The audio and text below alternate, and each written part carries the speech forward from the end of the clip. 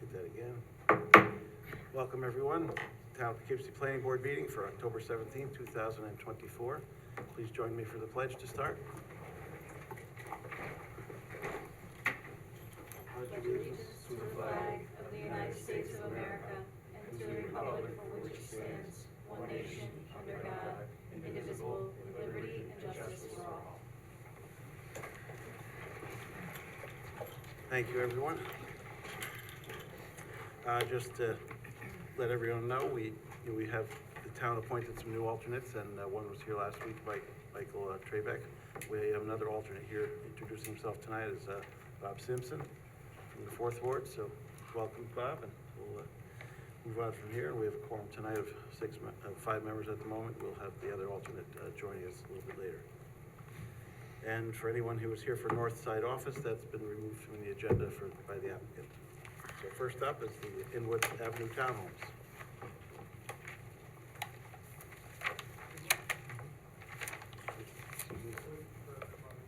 Oh, they're not, do you want to wait for them? And Would you mind if we go right after the next We one? can switch around if You want to skip it?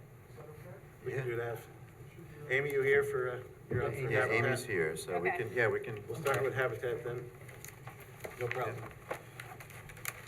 Hi, how are you? Good evening. Amy, you don't want to get this done is- first, do you? No, I don't mind. It's fine. Okay. Since the last time you saw this, the layout has been reduced to 5 lots, and some of the grading has changed because of that, and some of the drainage has changed. But for the most part, everything works as far as the conservation easement goes, and the project will still need a few variances, but nothing more restrictive than what was previously shown to you. Okay, sounds good, yeah, reducing that one lot made it a little easier to fit Little more everything in. room. All right, thanks. Eric? Sure. Yeah, as Amy said, we've reviewed it for the reduced 5-lot layout. It's in front of the planning board for seeker review, preliminary subdivision and public hearing. A lot of issues were resolved at the time of submittal. It looked like it was ready for seeker only if some issues regarding sewer and drainage capacity could be addressed. Just in the last few days, we did receive some additional material. I'll let Andy address those, but they appear to meet whatever's needed in order to get through seeker, and so staff and consultants have prepared, just sent out a draft negative declaration for seeker for your consideration. So the board can discuss that. Whether or not it's ready, the board should, if it does seeker or not, it should then defer further action of the application, because they need to go to the zoning board for the variances that were just mentioned. A couple of issues to talk about, I guess. One is the residential setback from homes in Sunset Avenue. In the case of the cluster they would need a variance for that. There's a 100-foot required setback. The condensed subdivision with a cul-de-sac and grouping the homes around it doesn't really leave room for that. That's going to be decided by the ZBA as a variance, but the planning, that's also, the layout is also subject to planning board review, so you might want to consider indicating your position on that. We do recommend that it should get some increased landscaping over what it has now. Also, if the board has any comments or thoughts about any specifics for open space, the conservation restrictions on the open space, that would be something to be addressed when it comes back from the zoning board. But it would be good to talk about that now, if there's any specific concerns you have or measures that you'd like to be included. I think that's pretty much it. All right, thanks, Eric. Yeah, so if the board thinks we're ready for seeker tonight, then they can move on to the ZBA and then come back. All right, Eric, Andy, what do you think? Sure. So we had kind of 3 primary issues that we felt needed to be addressed, prior to seeker determination. The first was drainage. Amy was able to get us some updated reports that addressed those comments, so that we're satisfied with that. The other was the Central Hudson grading easement. We had a conversation with Amy this afternoon. It's, with the easement, Central Hudson seems fairly amenable to the easement, but they haven't given us anything, definitive. So it's, I think based on the conversation, we can move forward with the assumption that Central Hudson will grant that easement, with the risk that if they don't grant it, they might have to come back and redesign something later, and that's up to them. It's up to Habitat if they want to take that risk. And then finally, the other one was the sewer design and the pump station. Just wanted to kind of get some idea of whether or not Habitat would be willing to contribute to any kind of possible upgrade system. Amy, I don't know if you've had any kind of conversations with anyone at Habitat about that. So I did. They are okay with, so like I said earlier, Maureen Lashley, who's the director, her retirement party is tonight. I couldn't get her on the phone, but I did speak to Todd Bowen, and they're obviously willing to work with the town to mitigate. They're on a shoestring budget though, so, but they will do what they need to do. Okay. Well, I think that's kind of how we worded the night deck, that we would, figure out the exact amount that could be contributed. Okay, So- yeah, I wanted to So in that event, I think we're okay with, He has to be down at the bottom of the hill, so they need that force main. right. It's a good use for the land, I think, so good to move forward if we can. All right, at this point, I move we open the public hearing. Second. Moved and seconded, all in favor? Aye. Opposed? Motion passes 5-0. Is that right? Would be Yeah. 5 at the moment. Anyone wish to comment on the Habitat plan tonight? Seeing no hands in the audience, anyone on Zoom? So for those of you on Zoom, we're talking about item number 2 on the agenda. It's the Habitat for Humanity subdivision. You can unmute yourself, raise your hand, or wave, whatever works. Not seeing any, but there will be another opportunity. I move we adjourn the public hearing to, let me go with September 19th, 2024, in case you get on the next ZBA meeting. Whoops. Does that sound fair? So, Oh, yeah, December, is that what you said? Oh, December. September, I said September or. oh, I sorry, said wait a that's minute. been misprint, that should Oops. be either November 21st Never or mind. December 19th. November 21st, it's already October, Well, the ZBA isn't gonna meet until, aren't they? because of Veterans Day. Oh, okay. Are they gonna Hold on, Oh, right. let me just check. might get delayed? Yeah. Should it be adjourned? Oh, until no, they'll be December? meeting on the 18th, so I guess Okay, in could- theory, it's All possible. right, if it doesn't happen. Okay, we can yep, just that's fine. re-adjourn it, sorry. November, move to adjourn the public hearing to November 21st, 2024. Second. Moved and seconded, all in favor? Aye. Opposed? Motion passes 5-0. Let's go around the board for comments. Peter? Reading the comments from the collection system superintendent, emergency generator for that pump station does make sense. Do you know how many users there are, including these 5 lots would be for that pump station? There's approximately 30 different lots that contribute to this Okay, pump station, including these 5. plus those 5. So it'd it'd be be 35 35. in the end. Whatever the cost is divided by 35. So that would go a long way toward mitigating, remembering that Habitat for Humanity does not have deep pockets. Right. The other question I had is the downstream drainage capacity, how is that going to be mitigated? Well, the project is proposing some infiltration chambers for each individual house. And then the calculations have shown that that's enough to mitigate the flow, downstream flows. So then case closed? Yep. Okay, all right, great. Thank you. Thanks, Peter. Nicole?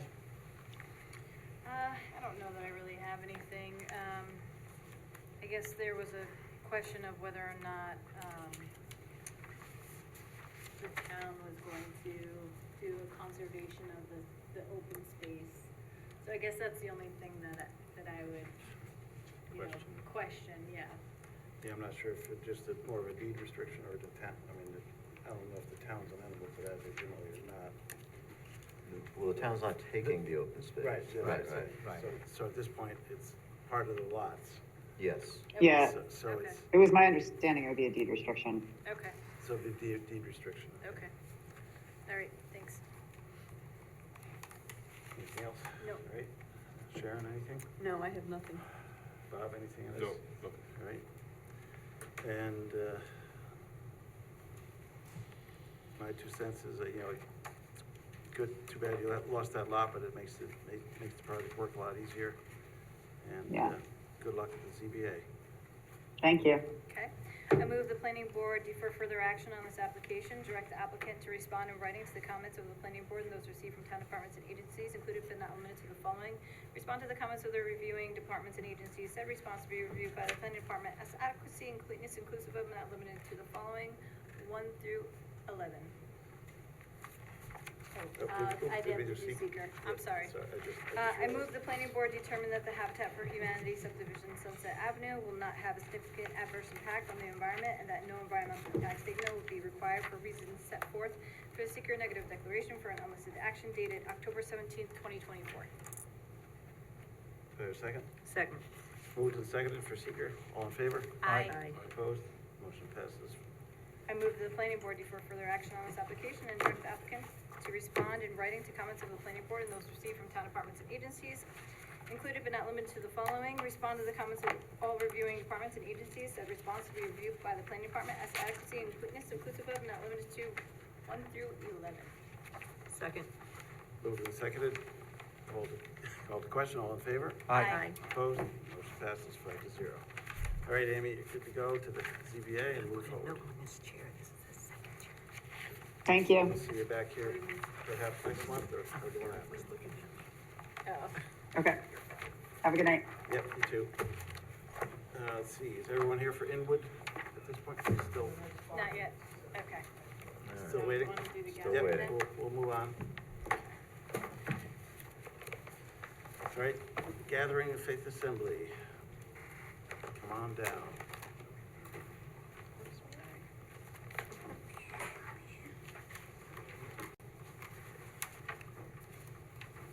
Yep, those are gonna be on, yep.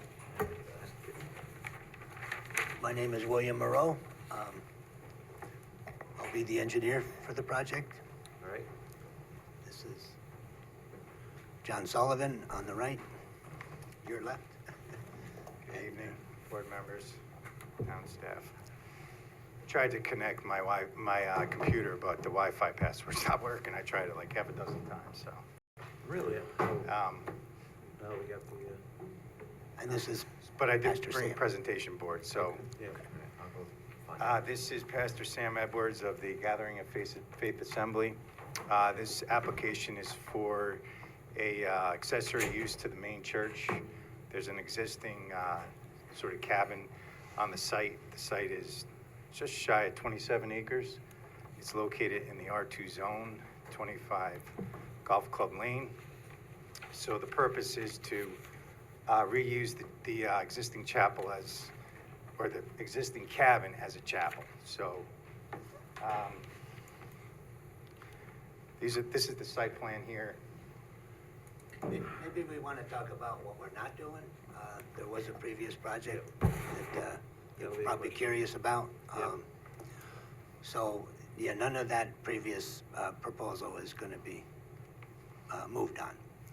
So there is a little confusion on our plan. We said the tennis courts are being removed, and we don't want to remove them now. So, Okay, yeah, we'll- they're kind of in disrepair, but that was gonna be removed with the parking Right. lot plan, but for now, they're staying, okay. So now it's just kind of a minimal, rather than tear down this small, tired building. Correct me if I'm wrong, Pastor, but I mean, the worship space is rather large that they have now, and if you want a little more intimate moment with your prayers, you know, it would be nice to have a smaller space. So rather than tear this down, it was just a supplemental use. You know, it's not meant for events or public gatherings, assembly. It's just Of a large amount of people. right. Yeah, I think that was the The question. idea how is many that, people you know, would come maybe to this? at most a half a dozen people Right. would use the Okay. chapel at one time. We did provide parking. Jason, is the, you know, the drawings, graphic drawings that were submitted, I believe all you probably have a copy. I can go through these.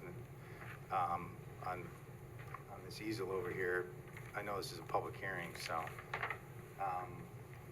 if I stand here, I gotta use, Yeah, use that mic. I don't know, Just gotta turn it You on. just gotta turn it on, it takes like 2 seconds to heat up there. Just- heat up. Yeah, I don't know, that's a, Got tubes in it. that's a technical, It's got tubes. yeah, it's an old tube mic. Okay, so this.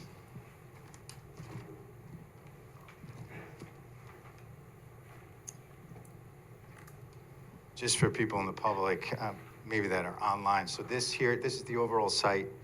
This area right here is the main church. That's the footprint of the main church.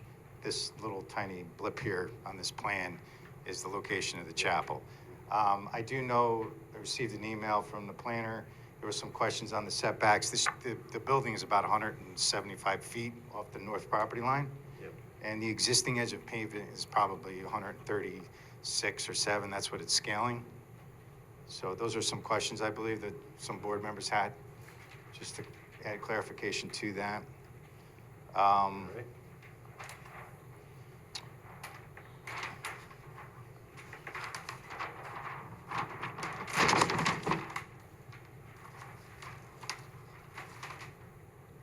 So this here is the existing cabin that we're gonna convert to the chapel. These are the 3 parking spaces, one of which is handicap. We're doing some a landscape buffer to the north property line. We're also gonna do some landscaping around the building as well.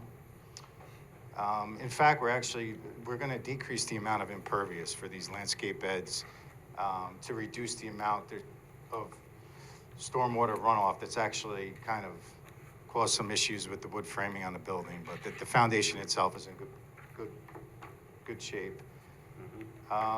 These are the elevations. I know the board has not seen these colors. We just sort of talked about this past week. One of the members of the church is gonna donate a metal roof, which is standing seam. This is the color. It's a light beige. And then Pastor Edwards and I talked about doing sort of a light green party board, so. Trying to remember what. We're proposing some light. Right now, it's wood siding. It's Yeah. sort of a log cabin look. Yeah, that's what I That's a remember. red color. But I know architecture comes last, but Yeah, that's good to point it out. All right. Thank you. Kristen? Yeah, thank you for the overview. I appreciate addressing some of those comments that I had received earlier this week from the board and passed along. So the application is on for a public hearing this evening. Seeker review, it's a type 2 action, so there's no further environmental review required. It's on for site plan review and architectural review. My comments are fairly minor. Thank you for addressing that you're not removing the tennis courts at this time. That could really, delay your process for the restoration of this building and reuse of the building. Really just fairly minor comments. If the board felt comfortable this evening and depending on any public comment, staff is recommending that the board would grant conditional approval.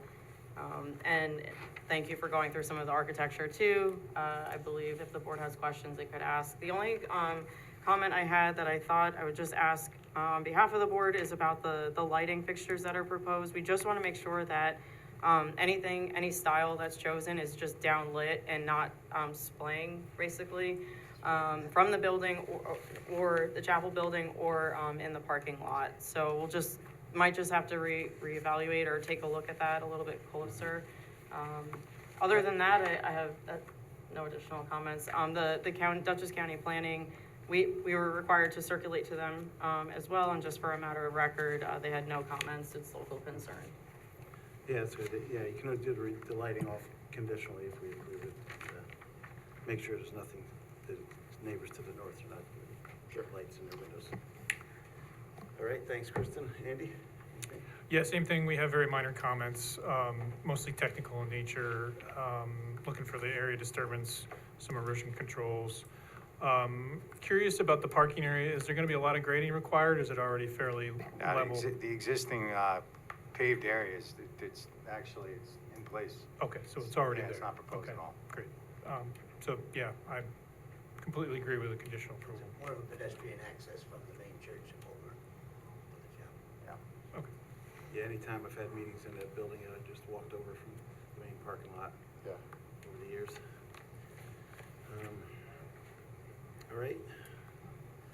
Let's, I'll move, we open up the public hearing. Second. Moved and seconded, all in favor? Aye. Opposed?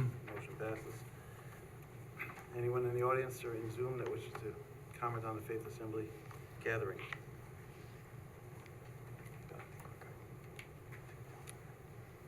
We got a hand on. Looks like, Yeah, Mike? Mike, was that your hand up? Yeah. Yeah, hi, everyone, can you hear me okay? Yes, we Yes. can. Go ahead. This is Mike Tedesco, everybody's favorite neighbor to the north in Kingwood Park. I just have a couple of questions. First of all, thank you very much for the overview of the presentation. I think you answered probably most of the questions that I had. I just wanted to ask, I guess, the engineers and the church whether placing the parking, I know there's sort of an existing space on the left side or the north side of the structure currently, but was any consideration given to locating that maybe on the opposite side of the building? And if not, or that's not feasible, would it be possible to maybe change up or modify the mix of proposed landscaping, plantings, maybe incorporating some evergreens to better shield whatever light fixtures or parking lot improvements are being made sort of on that side of the building? Okay. I can answer that if. Go ahead. Yep. Yeah, so it would be totally infeasible to locate the parking on the other side of the building. First of all, it's very steep. Yep. The other side where we're putting it, it exists, so it kind of makes sense. Also, the landscape buffer these are 3 spots too. The landscape buffer that we're proposing is skip laurel is actually conifer. It's not a deciduous, so Okay. it's a great buffer for parking spaces. And the It looks like it's deciduous, but in fact, it's not. And the So it's parking is- green. Okay. Yeah. The hours of operation, did you want to mention? Did he? Sure. Yep. There's going to be limited hours of operation for this. It's not going to be something that's going to be used at all hours of the day. As it is a prayer chapel, we want to have an awareness of who's going in and out of it.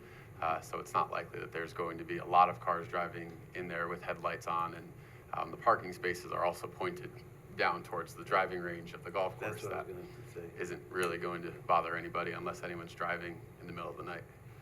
Golf balls, that is.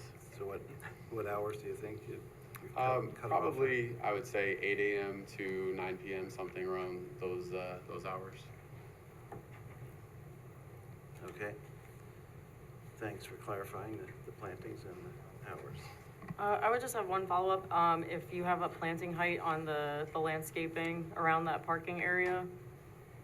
It's the minimum by town code, but they do grow, it takes a little bit of time, but the skip roll grows to as tall as me, which is 6 foot, so.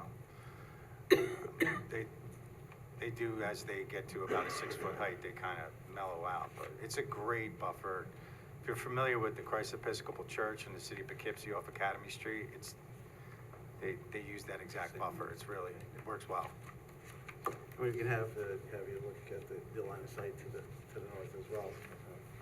Yeah, well, I was asking about the planting height because it can grow 6 feet tall, but I'm not a landscape architect, so I don't know. Yeah. But if the headlights are only like 2 to 3 feet off the ground, that's where I would want to make sure that we were kind of screening that light if there were any. Granted, there's only 3 parking spaces proposed here, and I think primarily we had asked about the parking so that it could serve accessibility for the prayer chapel. So I think, yeah, your documentation had said 9 p.m. was sort of the cutoff. But yeah, I mean, we can always take a closer look at that too. Yeah, just to make sure the line of sight there, how it works. To shield the headlights. All right. Anyone else for the public hearing? And I assume, Mikey, that was all you had, I imagine, right? So you, yep. Yep, thanks. Okay, yeah, good. There's one other person who's unmuted. I don't know if they're trying to speak about this application. Tina? No. No, okay. And Okay. I'll mute you in the meantime until Back later. All right. Okay. In that case, I move we close the public hearing. Second. Moved and seconded, all in favor? Aye. Opposed? Motion passes. Still 5-0. Let's see, go around the board, start with Nicole this time. Okay.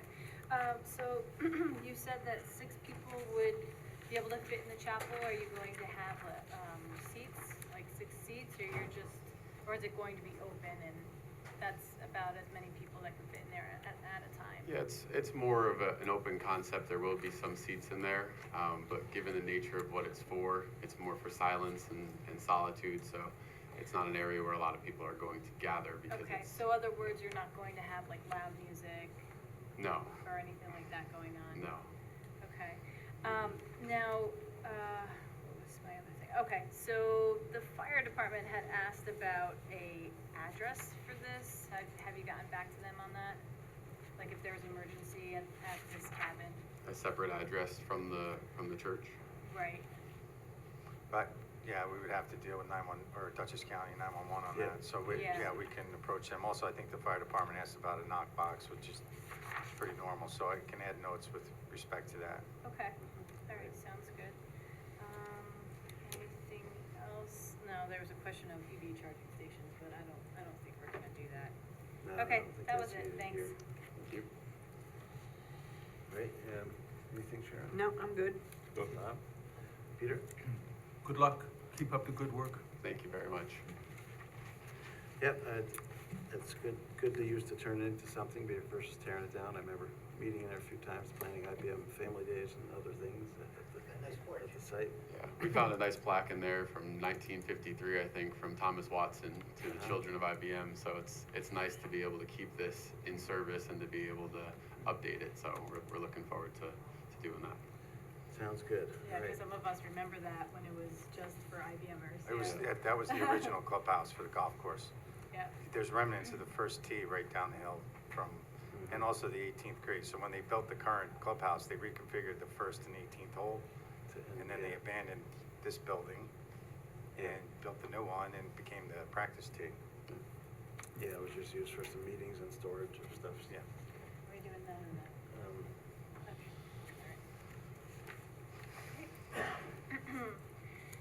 Move that the planning board hereby determine that the gathering at Faith Assembly is a type 2 action per part 617.5C18, requiring no further environmental review. Do we have a second? Seconded. Moved and seconded for seeker. All in favor? Aye. Opposed? Motion passes 5-0. I move that the planning board grant conditional site plan approval for the gathering at Faith Assembly, subject to the following. Respond to the comments of the planning board and those received from town departments and agencies, and said response to be reviewed by the planning department as to adequacy and completeness inclusive of but not limited to the following 1 through 10. Seconded. Moved and seconded for conditional. All in favor? Aye. Opposed? Motion passes. Architecture. Can you remind me the color of the roof again, you said? Sure.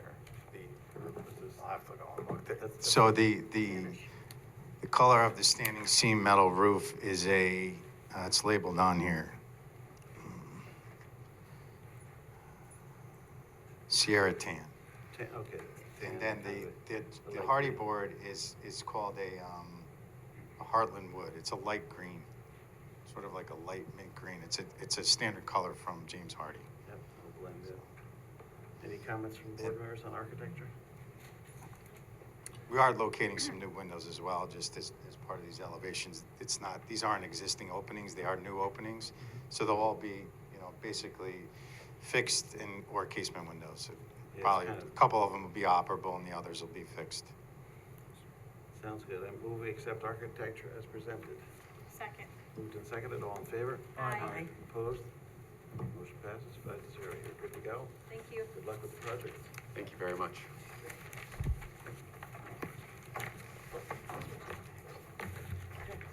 What item are we I on think now? number one's here. And we're here right I'm now. representing Spetro, which is number 4, but I guess I could come back or. I think we're gonna have Yeah, to go we to have number one, to. because Okay. yeah. They've been waiting. Sorry. All right, yeah, no, you guys ready? All right. Come on down.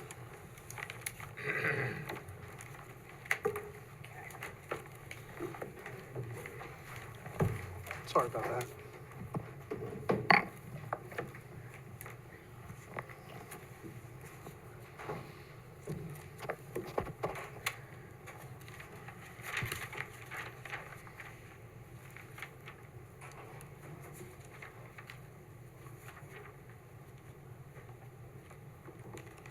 Fireman Hall.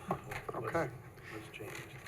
Couldn't hear you, I'm sorry. What has changed since last time? All right, so Greg put together a couple of things. I know that there were some additional comments. We're going to be meeting with engineering and I believe Aspen, the environmental, next week. We have our environmental guy going out there as well. Eric, was that confirmed? Are we confirmed for Friday? I don't have there's a dialogue going. Okay, all right, I'll take a peek back. So Yeah. hopefully, we'll have that straightened out. I'll let Greg go through a few things that were, that he did address on the last response. And then I guess we'll go through a few other things tonight. I think sidewalks are one and parking as well we wanted to discuss. But I'll let Greg just touch on what he has addressed. Yeah, I'm trying to remember how to share a screen here. You're on the Zoom? Yep. All right, usually at the bottom, there's a share screen symbol.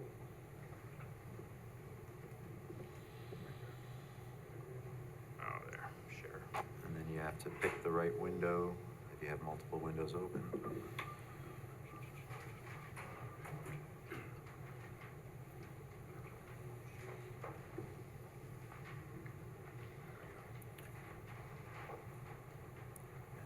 It's starting to work, so we can see There that. you go. There you All go. right. There It's on, yep. You're live. So, from the last time, we were asked to provide some additional information. And so what we did is we provided about 22 sheets of plans and details, pretty much everything needed to construct the site with the exception of pipe sizes and inverts, and maybe a little more detail on the pump station, although we did put a typical pump station on there that we use in our municipalities, and that can be kind of refined in pump sizes, but other than that, really the configuration would probably remain the same. We did provide all the grading for the site, retaining wall locations. We provided a SWIP in draft format, but very complete, including soil data in the vicinity of within the basins themselves. The utility layout, including sewer, storm sewer, and water. Hydrant locations, which are always susceptible to fire department approval and can be relocated as they wish. We addressed comments from the traffic engineer relative to site distances, that sort of thing. We did get some comments back, and we, as Mr. Flowers said, we're going to need to kind of go through those with the consultants and address some of those comments. Vast majority of those comments, I say, would be more construction plan related versus zone change or site plan type level that I think is really necessary to accommodate things. We did provide a full landscaping plan. We provided a plan that shows the amount of wetlands that will be disturbed and the actual size, location, that sort of thing. Revised trail, revised pond that is a little bigger, fits in the landscaping. It is mainly there for aesthetics and some stormwater, but we could go to dry pond, but the wet pond is preferred by, I believe, everybody. The developer would like it to be part of a feature of the site. We increased the parking at the community center so that, as we said before, it was to increase a little bit for, because the board did have some concern relative to parking for overnight guests during the winter months. We included sidewalk location for the site. Essentially, there would be a sidewalk that's going to go from Inwood entrance all the way to the community center along the main road pathway. The smaller, lesser roads, which we didn't put sidewalk on. Again, we did provide also all the details for road. The road pavement section is almost 26 feet wide, which includes the curb kick-ups, asphalt kick-ups. So it'll be a very nice, clean look as it goes through there, but it's also, those can be parked on. And it's a significantly wide road, easily can accommodate parking on one side with traffic especially for a subdivision of this magnitude.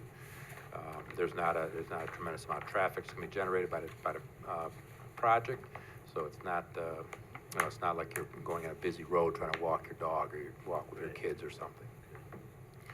We did realign the road a little bit in one area just to stay away from the wetlands, that sort of thing. So some minor changes like that. Honestly, you may not even notice them if you're looking at it, unless you really had the two plans side by side. So I think we've gone a long way with getting those details to everybody. We did do some look back as far as the rock on the site goes. It is, everything that's been encountered so far can be excavated with a machine, does not need to be blasted. The worst situation would be a hole ram, which is like a big jackhammer on the end of a track hoe or something. So we don't anticipate any blasting on the site. Trying to think if I hit all the points. I think so. I think it was Pretty much, yeah. parking.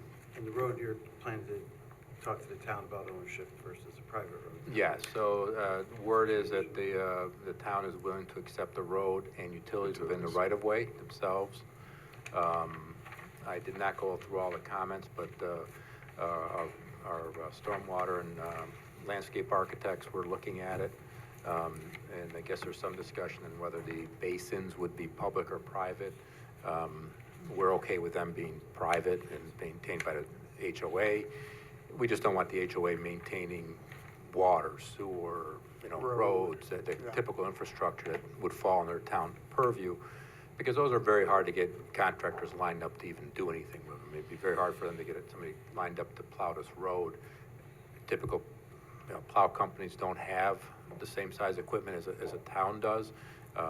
You see shopping centers are done with loaders and that sort of thing. So things like that would just make it very complicated and drastically increase the cost for the residents of the subdivision. Those are things that we were mainly concerned with. The subdivision does have a lot of amenities, and the costs are going up dramatically as some of these things get implemented. Community centers, bigger parking lots, that sort of stuff. It's starting to really raise the cost on some of the things. So there's starting to be a concern about that, All right. especially with the landscaping we put on the site. Yeah, it's good to see that, the houses in the middle, will be glad to have the row of trees behind them. Yes, I think Absolutely. they're all Yeah. good amenities. They're all going to add, Yep. value to the project and help it become a really a superior subdivision out there. And I think that's the developer's goal. Their goal is to have something that's really, really nice. But ultimately, it's also got to be able to be financed and built. Yep. All right. Thanks for the overview. It's come quite a bit, a long way. Absolutely. Still a bunch to do though, as you said. And obviously, I'm willing to entertain questions from the board. If you want me to elaborate on anything, I'd be happy to. See what board members have as questions. Go ahead, Eric. Sure. Project is before the board for seeker review, the recommendation on rezoning to the town board, subdivision and site plan, and also aquatic resource permit review for the wetlands disturbance. I guess, first of all, there is a lot more information here, which that there has been progress made. We appreciate that. As with any project, and this one is designated type 1 for seeker, the board has to complete seeker review before it can make a rezoning recommendation to the town board. The town board can't take any action until after the planning board completes seeker, and many of the comments relate to site conditions for which additional information is needed, which would then affect the details such as road layout, unit layout, the degree of excavation, the amount of wetland disturbance, and where things can go. So those conditions are, the consultants need that information in order to confirm the adequacy of the layout. For tonight, there are a lot of comments there. For the planning comments, I recommended the board discuss the items that are bolded in discussion in your reviews, so that the applicant can incorporate that into the next set of revisions. They'll have a better idea, in particular with relate to the setbacks from other residential, because one of those, according to the code, would include the frontage on Inwood Avenue, but there's it can be subject to variance, but the board also needs to weigh in on the layout, what they think about that. The use of the Innis Avenue frontage for open space per code, or if you're comfortable with them going to for a variance on that. Also, now that it's dedicated, now that we're anticipating proposed road dedication for town ownership rather than private, some of the pedestrian accessibility questions we put in there, like, do you want a bus stop, and what kind of a sidewalk, and to what extent did you go? Circulation and parking, including visitor parking, the tandem parking design for the units. Is there a desire for additional parking other than that, just at the clubhouse? So those are the All right. comments for discussion. Thanks, Eric. And as we discussed, we'll have an offline, site meeting next week. Look at one of the biggest issues, I guess. Andy and Carol will mention them, but let's Yeah. start with Andy. Sure. We still have quite a few comments here. Related to seeker, I think issues, one of the main things we were looking for is a little more information about how that existing stream is being conveyed through the site, from underneath Inwood to toward the west through the site. We'd like to see some more information on that. We have still have a number of comments on stormwater itself. You know, specific design comments on some of the stormwater management practices. The proposed pond is quite large. You know, we have some concerns, possibly some additional permitting that may be required as a result of the size of the pond. Looking for some more information on the water and wastewater design of the system, looking for just a basic preliminary report on that. What else? Is there enough sewer capacity and everything in this area? Yeah, right. So that's something else that will have to be evaluated as part of that report. One of the comments I had was about bioretention practices. You know, with the road being dedicated, if the town were going to maintain the stormwater management practices, bioretention filters are something that would require additional work that the town isn't necessarily equipped to manage. So I was going to ask that we look at alternate practices, but if they're open to having the HOA maintain them, that helps with that comment. Yeah. And then, you know, I'm glad you said that about the rock and that it's all rippable. We did have some questions about depth of rock with respect to some of the stormwater practices and how that was going to work. But I do believe that there was a request for a geotechnical report at the last meeting. I didn't see that. Maybe you want to, I'm not sure if you had, maybe I missed it, I'm not sure. But so still some stuff that needs to be addressed before we move too much further along. All right, thanks, Andy. The geotech report might. Well, I think that if we would need some kind of a better idea of what the concerns are, so we can kind of limit it. I don't want to, I don't want to necessarily go through and start drilling holes in the entire site. Very cost prohibitive, and I'm not sure what it would tell us. I mean, maybe we can figure out some kind of a scope of what more information is necessary. And focus on what's needed. Yeah, and that, so we can narrow it down, and that would be very helpful. Hopefully next Friday, we could. I think once we walk the property with the Look at that. environmentals, and you know, he's going to address the rock as well. He's going to put together some comments on that as well. But I think once we walk through and the drainage and go through everything all together, it'll be a lot easier to map everything out and get you exactly what you need. I think we have to all see it together and be on the same page. It's going to make it a lot easier. Yep. All right. Would you mind on sharing your screen? I was see if Carol's on. Carol's not on. Oh, Carol's not on. No, I was looking to see, but no, Okay. she didn't. Basically, I think Andy kind of hit on some of her main points. Yeah. I guess in her conversation with her today, I guess the only thing to add to that would be that working at resolving the locations and the extent of drainage on the site, that some of which may be underground, would also go to her evaluation of the wetlands. Because with connectivity, they may be larger, which could change the buffers for them. And then another variable is that she was hoping that we could work, that the layout could provide for better protection of wetlands C and D. Yeah. Because those are the ones which have a higher ecological value. Yeah, I think she wanted a larger buffer on one of the, or two of the units themselves, up to about 50 feet, was her comment. So we're addressing that as well. And she's, and we're trying to work her into the schedule for the field visit. Great. Yeah, I think that's very important. We'll Yeah. have our environmental and her, so we can all walk it and really, Talk you know, everything come out. back and put it together. Exactly. So that way, hopefully next time we'll have all the answers and Yeah, everything that'd be good. ready to go. Is your environmental guy Jim Bates? I'm sorry? Your environmental one, which? One of them's Jim, and the other one is Connor. Oh, Connor. I think we're going to have Connor come out. We spoke with Jim. He was pretty busy, but I believe Connor was. Connor's reviewing everything, right? Yeah, so he'll be out there with us. No, I don't have anyone from James. All right, I'll just make the note also, you have other consultants for traffic and parking is JMC. And they have a letter in here as well. They're not Okay. available to speak tonight,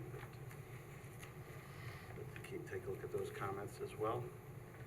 And with that, I move we open the public hearing. Second. Moved and seconded, all in favor? Aye. Opposed? Motion passes 6-0.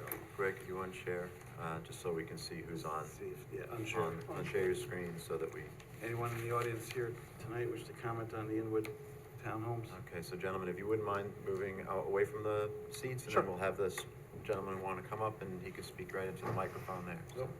Is that Michael? Need help with that, Greg? I can, You're still sharing your screen. yeah, I can probably take care of that over here. Oh, you got it, okay. Go ahead.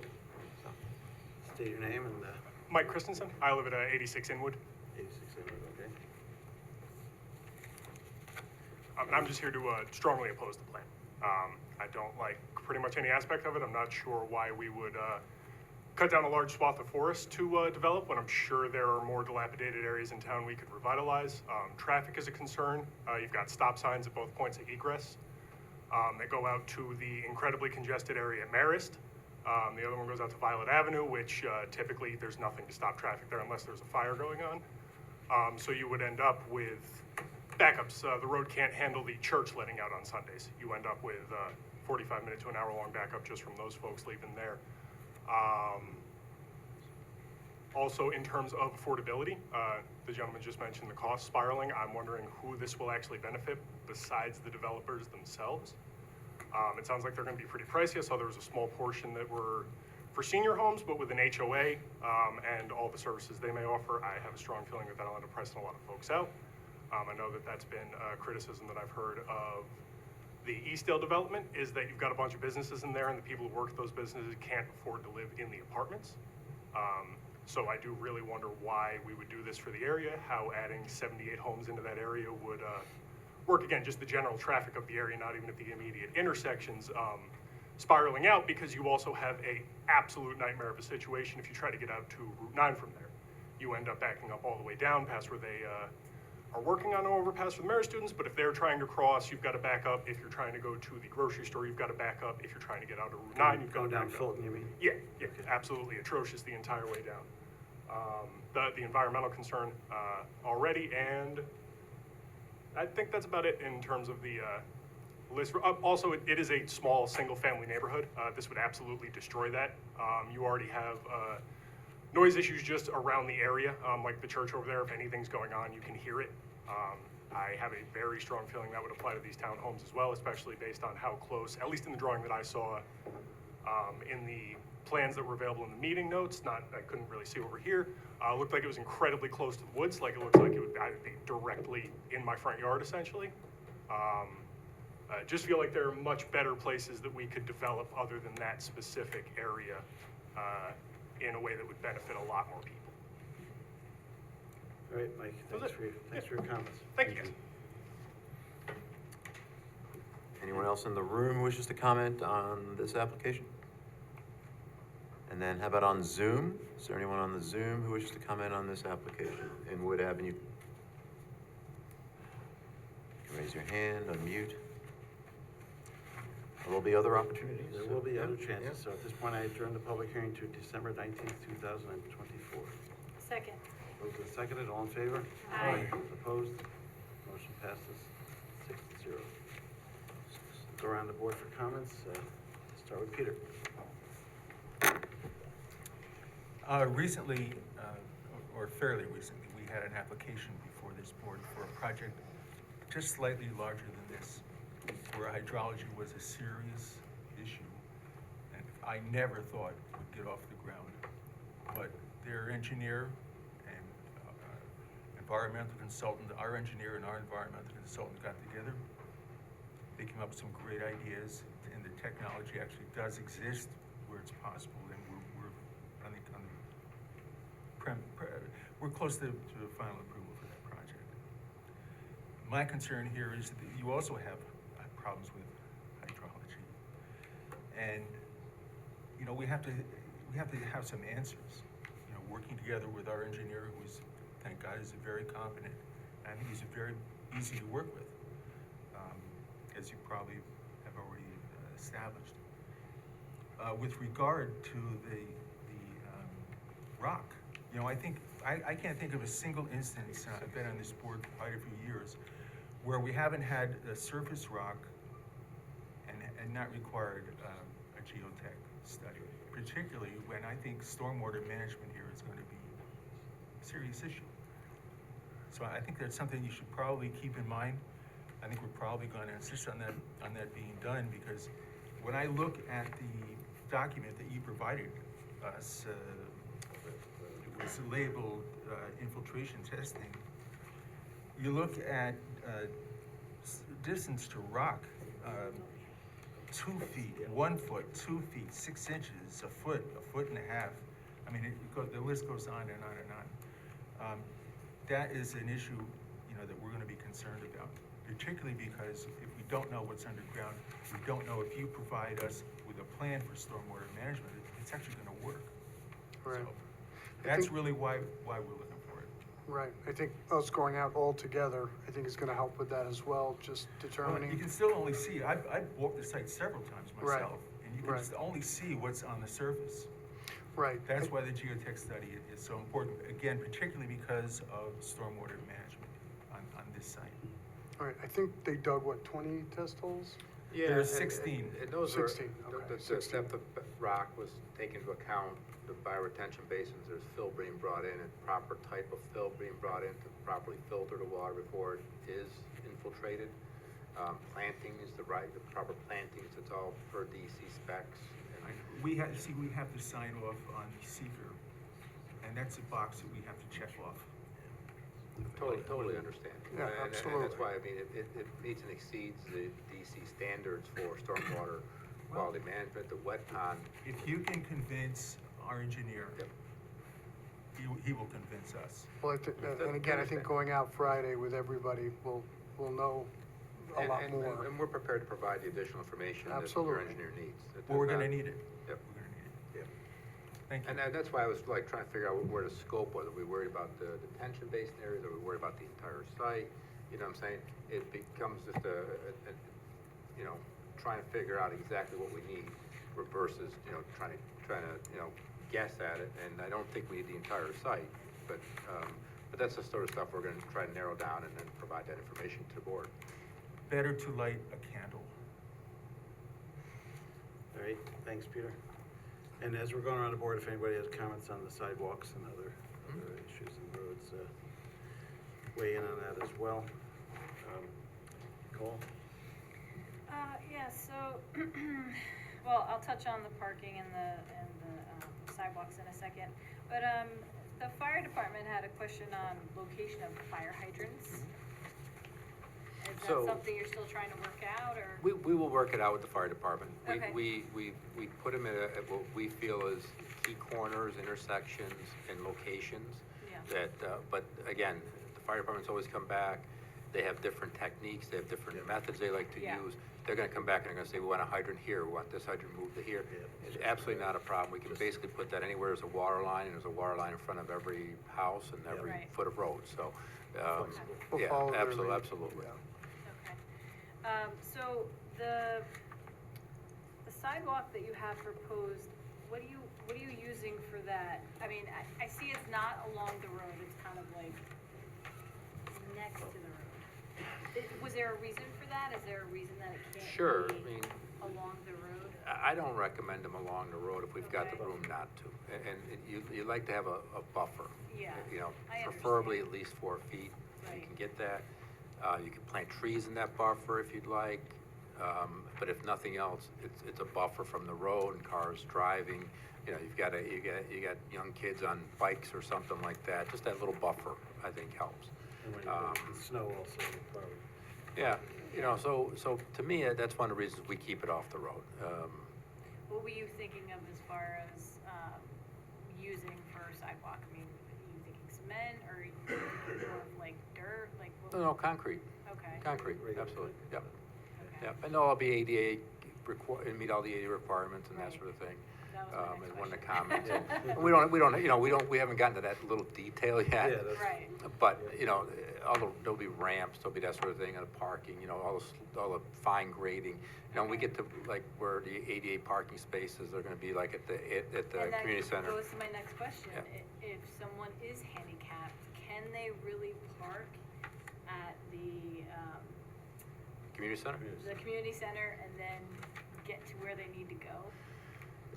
I mean, that would be a long haul, say if someone was on the other side of the project. I mean, that's. There will be street parking. I think it comes to overnight issues if somebody's staying overnight. Right. Yeah, it's So really- you'll have street Yeah, 'cause parking, that's though, something you gotta 2 keep in spots. mind. And I mean, Yeah. I can't imagine, telling Aunt Betty to go park a half a mile away and walk, you send Junior out there to go park the car, and I'm just, I'm saying, I mean, the world isn't perfect, No, I but you know. try to make it But as, but this isn't made yet, so that's why Yeah. we're trying to mold it to make it as Correct. great as it can be, so, Yep. Yes. yeah. Yep, Okay, totally understand. yeah, that's all I have. All right. Anything, Sharon, at this time? Yeah, the only question I have is, how long has this project been in the works? Quite some time. I think we started 2021, Yeah. I believe it, I 2020. think I got on board about 2 years ago, maybe a year and a half. Yeah, we Almost went 2 back years. to, we redesigned the whole project. Yeah. From the Okay, so original 2021 concept. is your original? I think it was 2021, yeah. Yep, It's, Sounds about right. Ish. it's been morphed a Yeah. little bit here and there. but we went back and redesigned the whole project. It was totally different. Got a whole new team in, took about 6-8 months and redid everything. Yeah, they did Yeah, more. the first time through, it actually never made it here to the planning board. It was up at the Correct. town board, because ultimately there is also a rezoning that is part of this. And so the feedback from the town board, I think, is what prompted their redesign. And so, yes, it's been in the works for quite some time, but, it's been in front of the planning board now also for quite some time. Quite some time. Yeah, Probably right. about a year, maybe, I don't know. Yeah. Almost a year. Almost The like- reason I'm asking is this guy that left was so against this, and he was the only one that was here that spoke about it. Well, this is the first public This hearing. is the first public. Oh, So okay. not everybody's always, Yep, okay. but, No. right. Right. And he's right across from the entrance, so that's. Yeah, so part of he would issue, get all the so- traffic. So Yeah, so- got it. So it's. And we did provide So we got- a analysis of the traffic. And the comment from the traffic engineer was that, they liked the road layout. And, that our traffic numbers were proper, and if anything, conservative, because we didn't take any discounts for the 20% senior, that sort of thing. We just kind of kept it, straight up, like if it was a single-family development. Okay, thank you. All right, thanks, Sharon. Anything, Bob? First time seeing this probably for you. Mike, what's it? Anything? My only comment is the sheer size of this thing, right? It looks like you're trying to cram, and the only reason I'm saying that is because of all of the wetlands that are here, right? You're trying to shape this project to some extent, maximize what you can build here, which might not be the right approach given the site you have to work with. A lot of the problems that everyone here can foresee happening can probably be mitigated if you tone it down a little bit. And that's just a conversation we're going to have, because this is very preliminary. Right. So I think, And it may seem that way, but you've got to keep in mind that we're leaving 50% of the site completely undisturbed as open area, and there's even more than that that's being kind of left undisturbed in that open area. That's part of, we didn't count the stuff that was within the actual property lines of the individual homes. So yes, it is working around the wetlands, but it is designed in a manner that if you look at the amount of wetlands that are going to be disturbed, it's minuscule compared to the overall wetlands in the site, and the site is designed specifically to avoid those sorts of things. And we've got, basically the entire, third and almost 40% of the western end that is the disturbance is limited to walking trails and a pond, which serves as a stormwater feature, but also as a feature for the site. So, you know, I wouldn't say we're cramming a lot on the site. We've moved it all to one area of the site, trying to minimize the disturbance. So it looks dense in that respect. Yeah, more of a cluster, so. Yeah, So- it's a cluster, and the cluster It's a subdivisions are really cluster, meant right, and to. there's a lot of open space in the subdivision as well, which we wanted, which pushes the houses out. So it's supposed to be an open type concept, that. I mean, they've continued over the year to modify it a little bit to avoid the wetlands further, but we're gonna have, I don't know if you were here to hear, the consultants are gonna have a offline meeting next week at the site to try to Heard that. go through it a little more, and things may shift based on that as well. We'll see. Anything else, Michael? No. All right. My comments, I think most of it's been covered, but where are we thinking of for a school? Have you talked to the school system about a bus stop if that would stop on Inwood Ave, or if it come into the site somewhere to stop? Well, and that's a Be great safer. point. One of the nice things about it being a public road, the buses will go down it now. Whereas if it was a private road, they may have said, you know, you gotta drop the kids off at In the the front. entrance of Inwood. Right. So that's we right. haven't talked to them, and typically school districts also look and see how many kids are in the subdivision too, so. Which you don't know yet, but. But there's What happens if absolutely, you have an estimate? you know, with the walkability of it and, the circulation there, the bus can very easily come in and come back out. It may not wanna go down the little U shape at the very beginning, but again, it's only a few houses and it's a short distance there for kids to, be picked up at the corners. Yeah, there's a couple intersections they could stop at, I guess, but just wanted to see if you had talked with them yet. Yeah. Maybe something to reach out. But if you'd like us to, yeah, we can Yeah, reach out to them, absolutely. absolutely. Let them know it's coming, and Sure, you never know how many kids will be there till everybody moves in, but. till they're there, right. But you always have your estimates. They don't like cul-de-sacs, I know that. Yeah. So we avoided cul-de-sacs. Yeah, We avoided some of those buses don't like that. pitfalls that, long cul-de-sacs and that sort of thing, no one likes, and I live in a subdivision that's all full of cul-de-sacs, and there was a time when we designed cul-de-sac subdivisions like there was no tomorrow. Yep. And today, it's the last thing we do. At least we have to have a pedestrian connection Yep, our, between things. Our town highway. Good planning back in superintendent at back one in the point said, "No nineties more is not good cul-de-sacs." planning today. Snow plowing is a little more difficult than the cul-de-sacs as well. Yeah. As well as backing up school buses. Carl, could I just make one Yeah, comment? sure. I just want to follow up on something that Mike said about, the area of development. With a comment from our environmental consultant, there is no indication from the applicant as to where the stream goes when it disappears, quote unquote, at the west end of wetland B. Aspen has indicated that further investigation of the connectivity and capacity of the drainage system in this area prior to final design is necessary. And I think part of the concern here that she's expressing, and I think makes sense, even though you're not disturbing the surface, we don't know what's going on underground. Again, getting back to the geotech study and whatever else has to be done, to me, this makes a lot of sense. I mean, although you're not disturbing the surface, we don't know what's going on Right. under the surface. I mean, even if wetlands appear independent sometimes, they're hydrologically connected, there's dye tests you can do and stuff like that. We thought we'd addressed her concerns, in a call we had with her, and because the previous concerns, if you remember, they were things like, make sure the culvert's the right size, it has an earthen bottom to it, those sort of things, we've included all that. We thought we had, a satisfactory resolution as to where the stream is and how to avoid, the disturbing, that groundwater flow mainly with clay baffles, that sort of thing, in the utility trenches to kind of cut off any potential, because sometimes what happens is you dig, you put these in, they're all full of gravel. Yeah. Water takes the easiest path, and all of a sudden decides it's gonna go in a different direction. Right. So you kind of seal that off and cut it off, and works very well as far as, avoiding those types of disturbances. You know, the field trip will probably give us some, you know, better, That's gonna be big. I think understanding that's of the it. biggest, We yeah. gotta do something to. We're gonna address all of that, Try I to think, look at when all we're those all things. together. Would have between our wetland consultant and our town engineer will. Exactly. Help try and resolve these issues. Yep.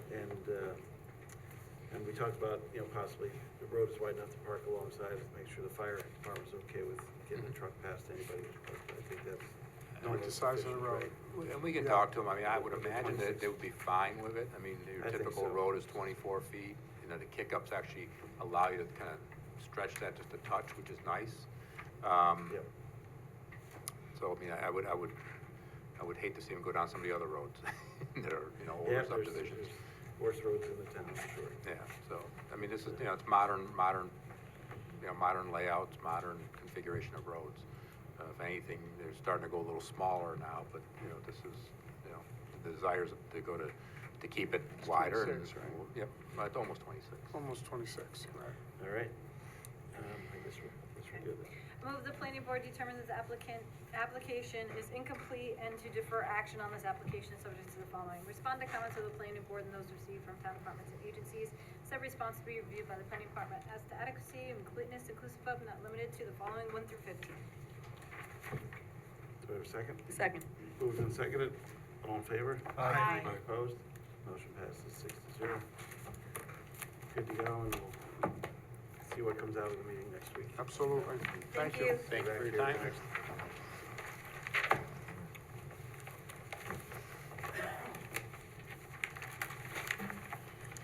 Okay, next up is 44 LaGrange.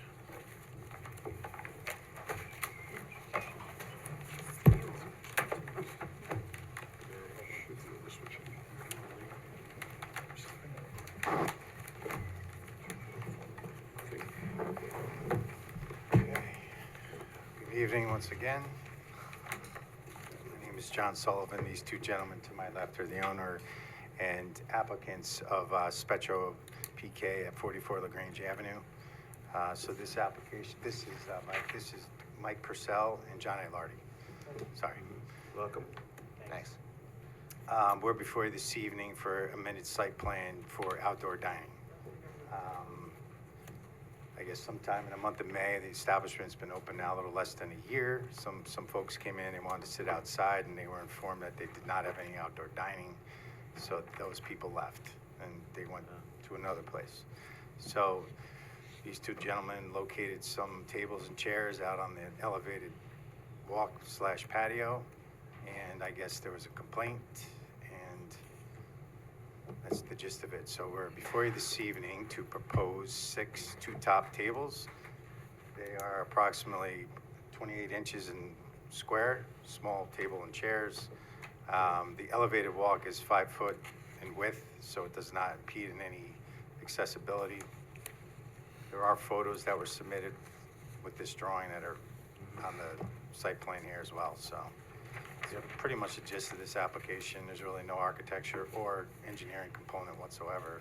Just legalizing the tables. And we understand that there's we're gonna have to do another application to the ZBA because outdoor dining is not permitted in the setback, which is the case here.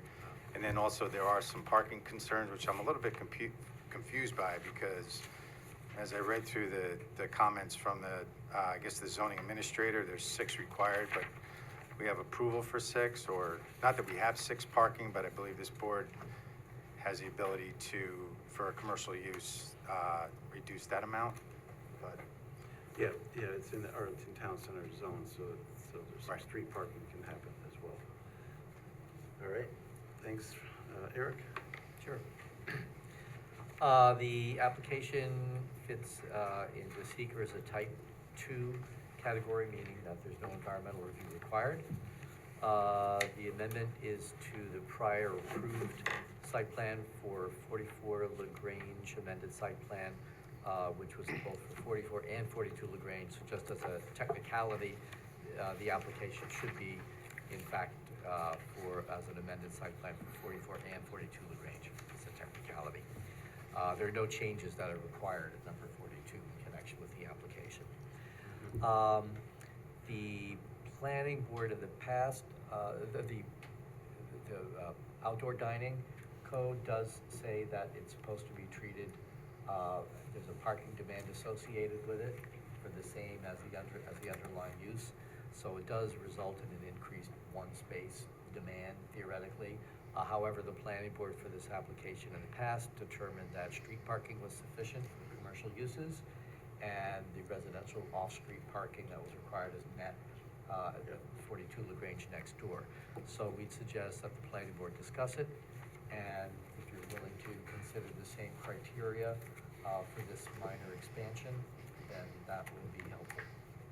All right, thanks, Eric. And I'll also just add, we did get a call about, somebody had noted in the application,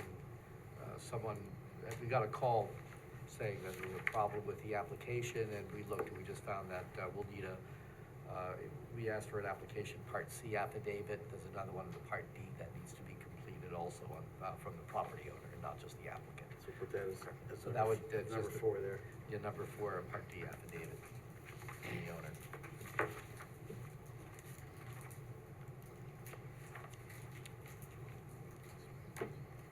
All right.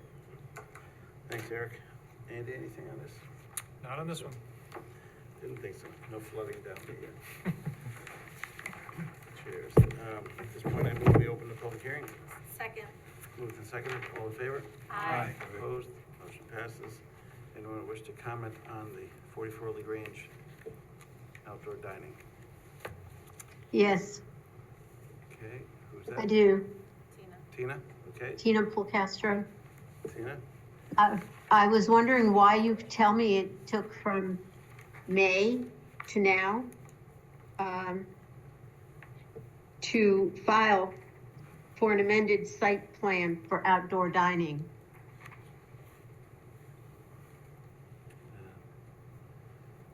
Do you want me to answer that question? Sure. I guess I'll take responsibility for that. It's just workload has been heavy.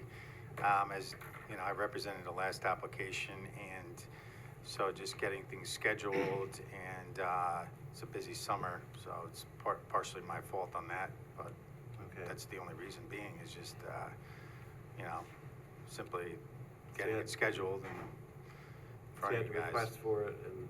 Yeah. And then, It's the only reason. all right, anything else? A Tina? busy summer for the restaurant or a busy summer for your agency? Yeah, busy summer for my personal life as well as business. I have 2 young children, summer camps, vacations, things of that nature, so that's, Is there anything else, Tina? Yes, there is. I also, when I read the package, I also thought I saw reference to a patio. No, I mean, That's the walkway. that's basically the walkway around the building where the tables are placed. I thought I saw a picnic, is that where the picnic table is? there's no. Is that considered the patio area? I mean, there's no picnic tables to speak of, there's just these 2 little, it's 2-person tables up on the. No, walkway. they're pretty sure there was a picnic table. Maybe you're thinking. There's like 2 tables that have nothing to do with us in the back of the building. It's just for tenants upstairs. It's got nothing to do with the restaurant. The owner did that. Yeah, I think like with you needed like outdoor use for tenants, people living in the building, not for like customers. And that's it. It's just like people walking your dog and sitting down.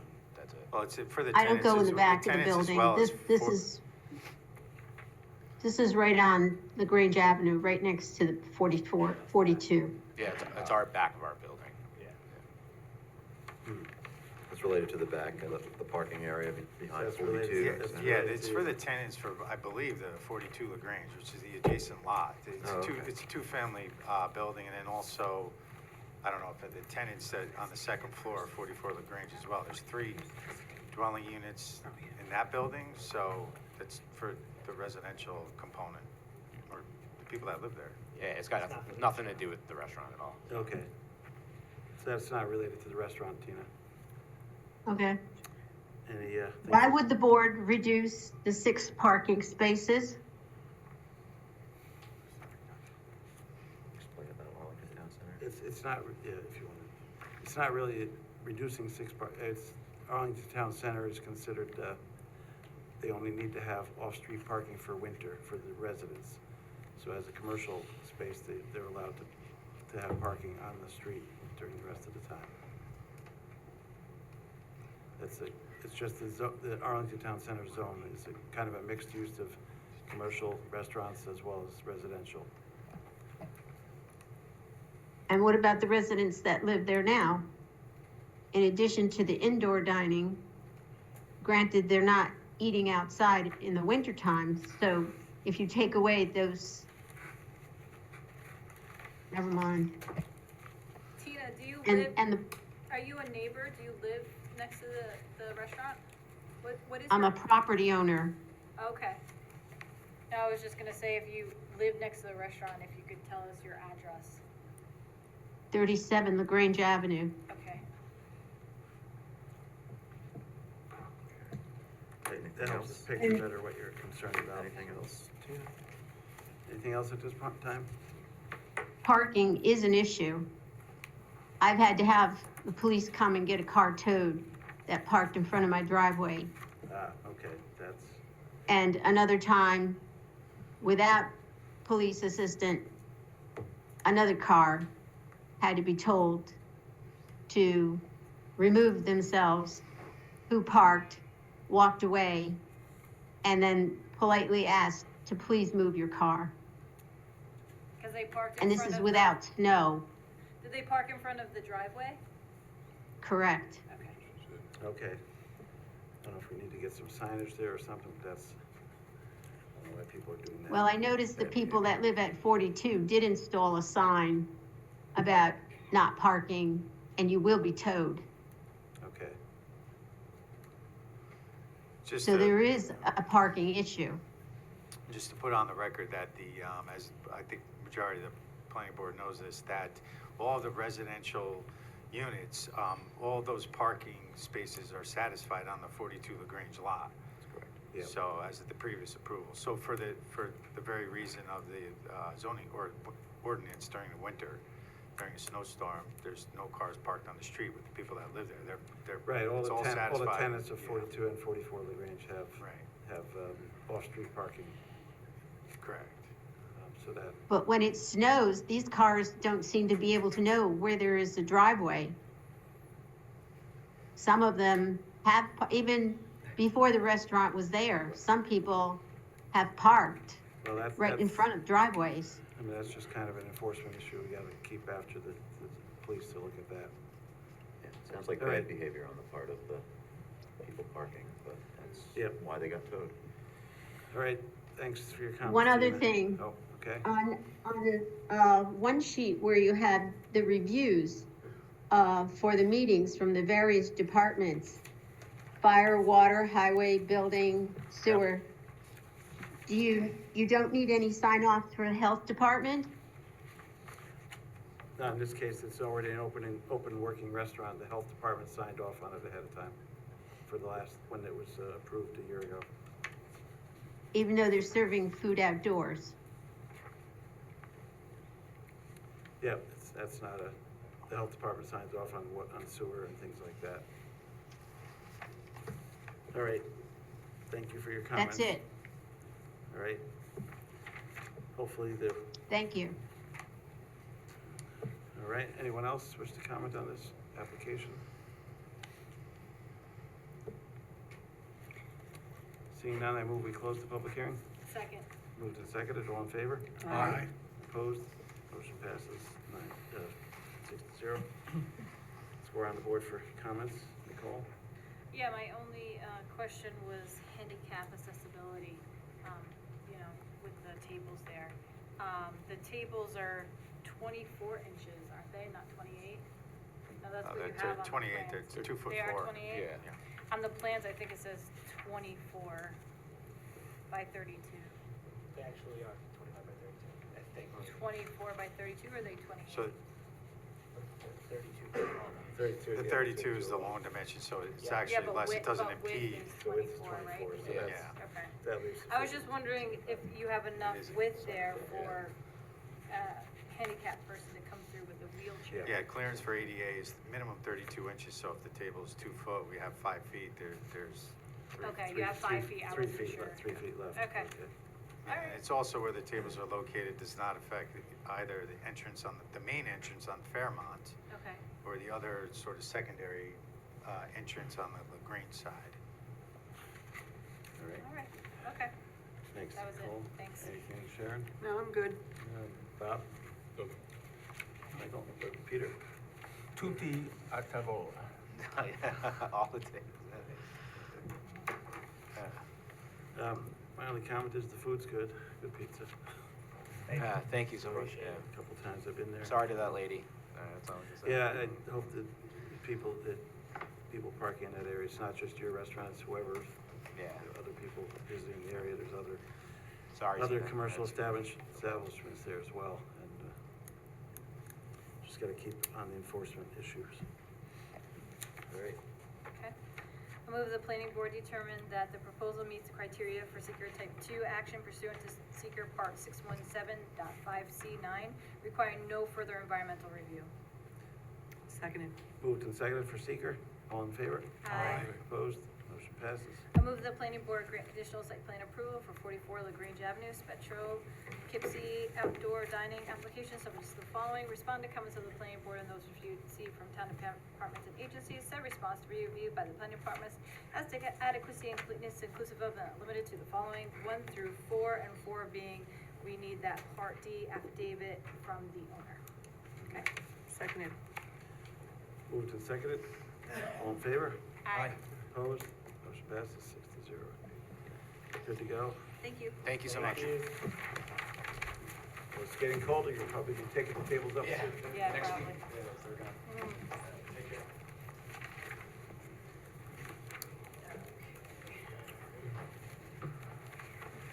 Next up, Beacon Residential.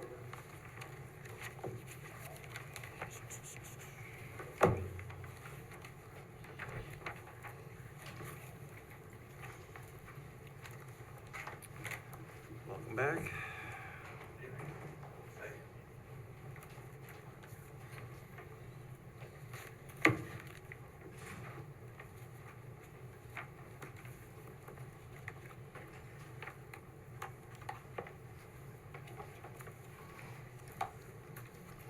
Good evening. Hi. Hello. So we're back here. We went and we've gotten we've got our rezoning squared away, our variances squared away, Okay. and you know, the comments that are outstanding are minimal. A couple typos and stuff to clear up, but other than that, I think that we're in pretty good shape. You know, I actually reached out to Kristen, not Nope, that not me, Kristen, but but it's okay, I know. Chrissy? the zoning administrator, Yeah. to get some clarification on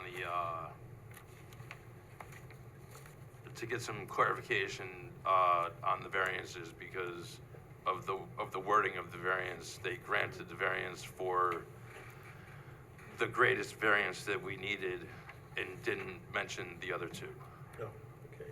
So, you know, there was a 4-foot setback reduction, or a reduction to 4 foot, which was the biggest, and that's the one that they mentioned. But there's also an 8-foot setback, and I forget what the other one is. But All right, you gotta work that out, as a condition, I guess, if that is the case. Eric? Sure. Yeah, they've been to the ZBA, so now they're back for a final plan approval. The staff's prepared a recommendation. We think it's ready for a site plan and architectural review approval, pending your discussion. I guess there's only a few comments. One of them was we didn't get lighting as updated as expected. If the board is comfortable with it, we'd recommend including the conditions for rear lighting subject to staff review and approval. Couple of landscaping comments, and notes on the plan. That's pretty much it. All right, thanks, Eric. Andy, anything?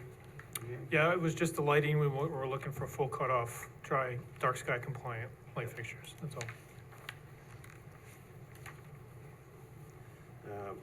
just for new board members' knowledge, this project was approved a few years ago and it lapsed, and so it's an identical thing coming back pretty much. We made some modifications for new requests, but mostly the same. At this point, I move we open the public hearing. Second. Moved and seconded, all in favor? Aye. Opposed? Motion passes. Anyone in the audience wish to comment on Beacon Residential? Or on Zoom? Again, this is for Beacon Residential, 297 Violet Avenue. Not seeing any, so I move we close the public hearing. Second. Moved and seconded, all in favor? Aye. Opposed? Motion passes, 6-0. Let's go around the board for comments. Start with Michael, anything? Not on this one. Bob? Nope. Sharon? Nothing. Joel? Just that a rec fee will be needed in lieu of parkland. But I think that's it. That's all I have. Peter? Yep, glad you got the variances back and addressed the lighting out as a condition of approval with staff. And we'll add that in as part of the comments of the planning board tonight. All right. Okay. I move the planning board grant conditional site plan approval for Beacon Residential, 297 Violet Avenue. Site plan subject to the following. Respond to comments from the planning board and those received from town departments and agencies. Said response to be reviewed by the planning department as to adequacy and completeness inclusive of not limited to the following 1 through 9. Did you have a question before? I had a comment, but it's all right. Okay. Seconded. Moved and seconded, all in favor? Aye. Opposed? Motion passes 6-0. And architectural review, you've shown us this before, and any comments on the architecture from board members on this? It was approved, as I said, once before, and looks good. I say we approve architecture as presented. Second. Moved and seconded, all in favor? Aye.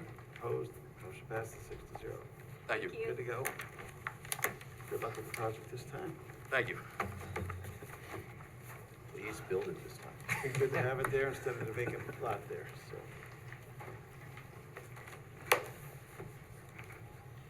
Next up is Old Brick Furniture, South Hills Mall, or whatever you call it. Nobody's moving. South Hills Shop, South Hills. Yes. I still call it the Sears Mall. I know, right? Yeah, right. Someone on for Old Brick? Everybody here for Old Brick? Yeah, Keith. Yes. Oh, there we go. Okay. Hello, board. How are Yep, you? we can hear you now. Okay. Excellent. So my name is Keith Buff. I'm an architect representing Michael Fiacco, the owner of Old Brick Furniture. Michael is looking to convert the old Burlington Coat Factory at the shops at South Hills into his newest furniture store. I'm going to share my screen here because I like to point at stuff. Do you guys see my screen now? No. No. Nope. Let's see. How about now? Yes. Yep, Excellent. We got it.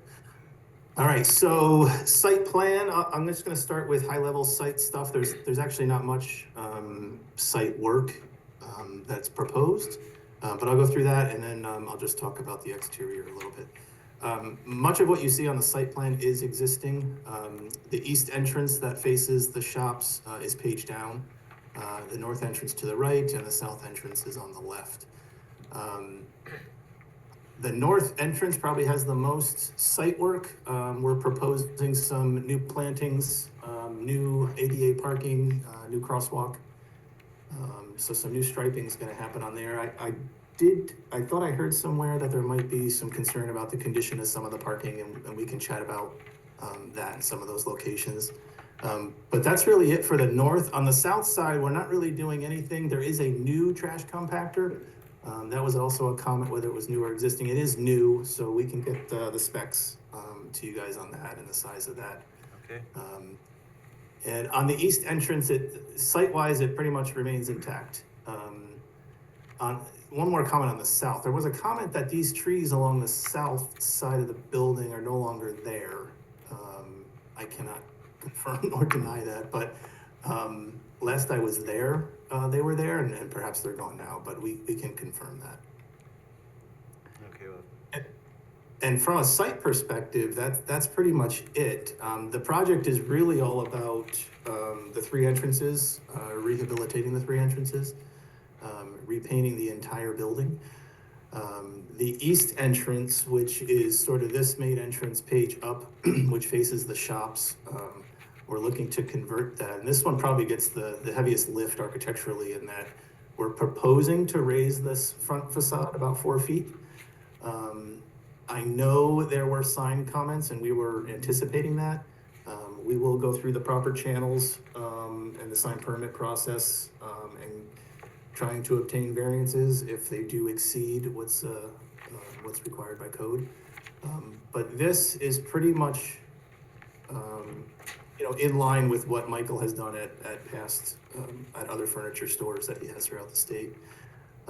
The other entrances, so this entrance here, the north entrance, there's no proposal to raise it. We're actually dropping these. If you look at the existing photo, the head of this entrance is up high. We're actually considering dropping it down to the transom height, just to give a little more area there for signage. This will receive all new storefront, as will the south entrance. The south and north entrances are pretty much identical. It's just one has a sign and one doesn't. The mirrored tile, we're swapping that out with a fiber cement brick panel. Essentially, that brick will pretty much match the brick that's already on the existing building. So that's sort of like, those three entrances are probably the biggest component to this submission anyway, with the limited site stuff. We did review all the comments that came through from all the departments. There was nothing really earth shattering. I don't know if you guys have any questions about those comments. Yep, all right, we'll go through it and we'll look for our department's recommendation. All right, thanks for the Excellent. overview. Kristen? Yeah, thank you. Thanks, Keith. I appreciate it. So the project is on for a public hearing, seeker review for type 2 action, site plan review and architectural review. I had some just I know you kind of touched on it, but very minor comments, I would say. But yeah, I think we could probably talk offline about the plantings. If there are existing plantings, I don't know if the plan is to remove them in order to upgrade the facade. If that is the case, like just tree protection, rather than removal, like maybe you could protect them and I don't know, but obviously there's the caveat if they're damaged in the process, then they should also be replaced in kind. So again, like that's just, I think that's something we can kind of talk through offline. Yep. The intent was that it was additive, that we weren't removing anything. If anything, we were adding plantings. I mean, they're still showing, the trees are still showing in just the Google Maps, but. Yeah, I don't know. Who knows? I remember on the What north happened side to of the building was where I was questioning that because Oh, we had north had a side. prior applicant for this site and it was the Yep. same conversation. Okay. So north side, I see nothing. we Just can grass. definitely sort that out. And then the track for the compactor that's on the property, are you looking to replace, remove, put in a new one, anything like that? Yeah, that would be a new compactor. Okay, so just, if you could just get us the detail on that. And then I know the planning board might ask you a little bit about the parking lot, being in rough shape. I won't steal their thunder on that. But, this did go to the county, planning department. They had local concern with comments. I will just point out that, if you do go to the ZBA with the comments or with the proposal as shown, you will most definitely probably receive a denial from the county planning department. So I do strongly encourage you to adhere to the sign code rather than fight an uphill battle. But that's your cross to bear. Sure. So ultimately, staff is recommending that the board open the public hearing, hear any comments, close the public hearing, adopt seeker, and a seeker resolution, and adopt a resolution to grant conditional site plan approval and conduct architectural review. All right, thanks, Kristen. Yeah, well. Can I just throw a quick in there? Keith, if you do decide to go to the ZBA for anything, it's very helpful to provide renderings showing what would be code compliant signs, and then signs that you're asking for, assuming it's larger, and then probably something in between because the board will ask for that and it will save you time, if you do decide to apply for variances. Excellent, thanks, Lisa. Yeah, I mean, the letters are large, as we've said, so they're larger than the other signs in the area, I think, so you may be asked to scale it down, but, and I would go around let's see, let me see. Anything, Andy? Just some minor ADA accessibility comments, so nothing serious. All right. At this point, I move we open the public hearing. Second. Moved and seconded, all in favor? Aye. Opposed? Motion passes. Anyone wish to comment on Old Brick Furniture application? No one raising their hand in the room? Anyone on Zoom? I can't tell, actually, Keith, if you wouldn't mind, unsharing your screen for a Yep. minute? Yeah, so I can just see, is there anyone on the Zoom that's looking to comment on the Old Brick application? Does not appear so. I move we close the public hearing. Second. Moved and seconded, all in favor? Aye. Opposed? Motion passes. Go around for comments. Peter? Welcome to our town. Thank you. Thank you. Michael's excited. Michael? No, looking forward to shopping. No, thank you. Sharon? Welcome, another store. Nicole? No, not really, just, obviously, you have some parking on the south side that needs to be fixed and striped, so you might wanna take a look at that. And, yeah, you'll have to see what happens with, zoning. Yep. So, that's it. That's about it, yeah. Echoing the same thing, there are potholes in the pavement on the south side there. And I question why you don't want a sign on the south side as well, like Burlington had there. But, something you may want to do. Didn't we find out the answer to that, or was that is it, I thought I understood that the south entrance was only gonna be used for employees, is that correct, Keith? Yeah, Michael responded, and the day one plan is that the south entrance is an employee entrance, but also could be used for customer pickup. But that it's not sort of the entrance he wants people coming in. Okay. Okay, that explains that. The only question I had is, where are other stores in the area? What's the closest one, for example? Do you know? Closest Old Brick? Yeah. I know they're in Albany and Albany, Troy, okay. right? Yeah, they're all Warehouse Road. over up here. I don't know how far south he's gotten. I was just curious, I hadn't heard of it before, so. All right, Okay. I move that the planning board hereby determine that Old Brick Furniture, 187-5-1895 South Road, is a type 2 action per part 617.5C18, requiring no further environmental review. Seconded. moved and seconded for seeker, all in favor? Aye. Opposed? Motion passes. I move that the planning board grant conditional site plan approval for Old Brick Furniture, 1875 through 1895 South Road, subject to the following. Respond to comments of the planning board and those received from town departments and agencies, and said response to be reviewed by the planning department as to adequacy and completeness inclusive of, but not limited to the following, 1 through 9. Seconded. Moved and seconded for conditional, all in favor? Aye. Opposed? Motion passes 6-0. And architecture, he presented architecture already. Anybody have any comments on that? No. All right, I move we accept architecture as presented. Second. Moved and seconded, all in favor? Aye. Opposed? Motion passes 6-0 here. Good to go. Welcome to the neighborhood, as Peter said, and good to see an empty building being reused. So, Excellent. Thank you, everyone. have a good night. You too. And by the way, I so appreciate a 5 o'clock start. So do we. Take care, guys. We're gonna be here for a while still, so. Take care. Bye-bye. All right, we have a few adjournments to take care of. Washco Company, move to adjourn the public hearing to November 21st, 2024. Second. Moved and seconded, all in favor? Aye. Opposed, motion passes. 8 Tucker Drive, I move the planning board adjourn the public hearing to November 21st, 2024. Second.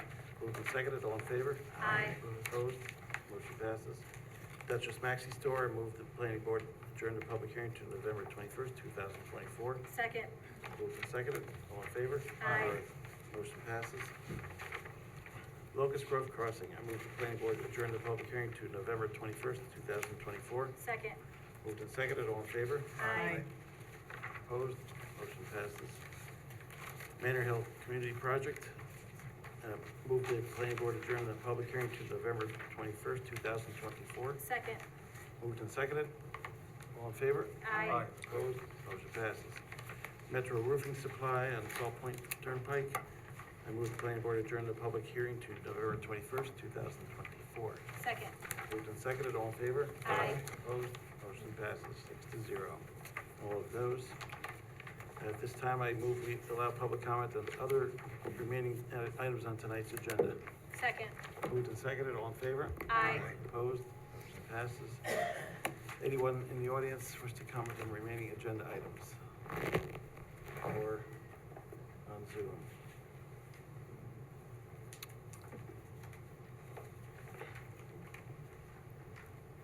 Anyone on Zoom Anyone on wishes to Zoom wish to comment? comment on remaining agenda items? I see David out there. Anything you want to say tonight, David? We have your letter as well, so. Okay. Seeing none, I move we resume the meeting. Second. Moved and seconded, all in favor? Aye. Opposed? Motion passes. First up in this section of the meeting is Chick-fil-A on South Road.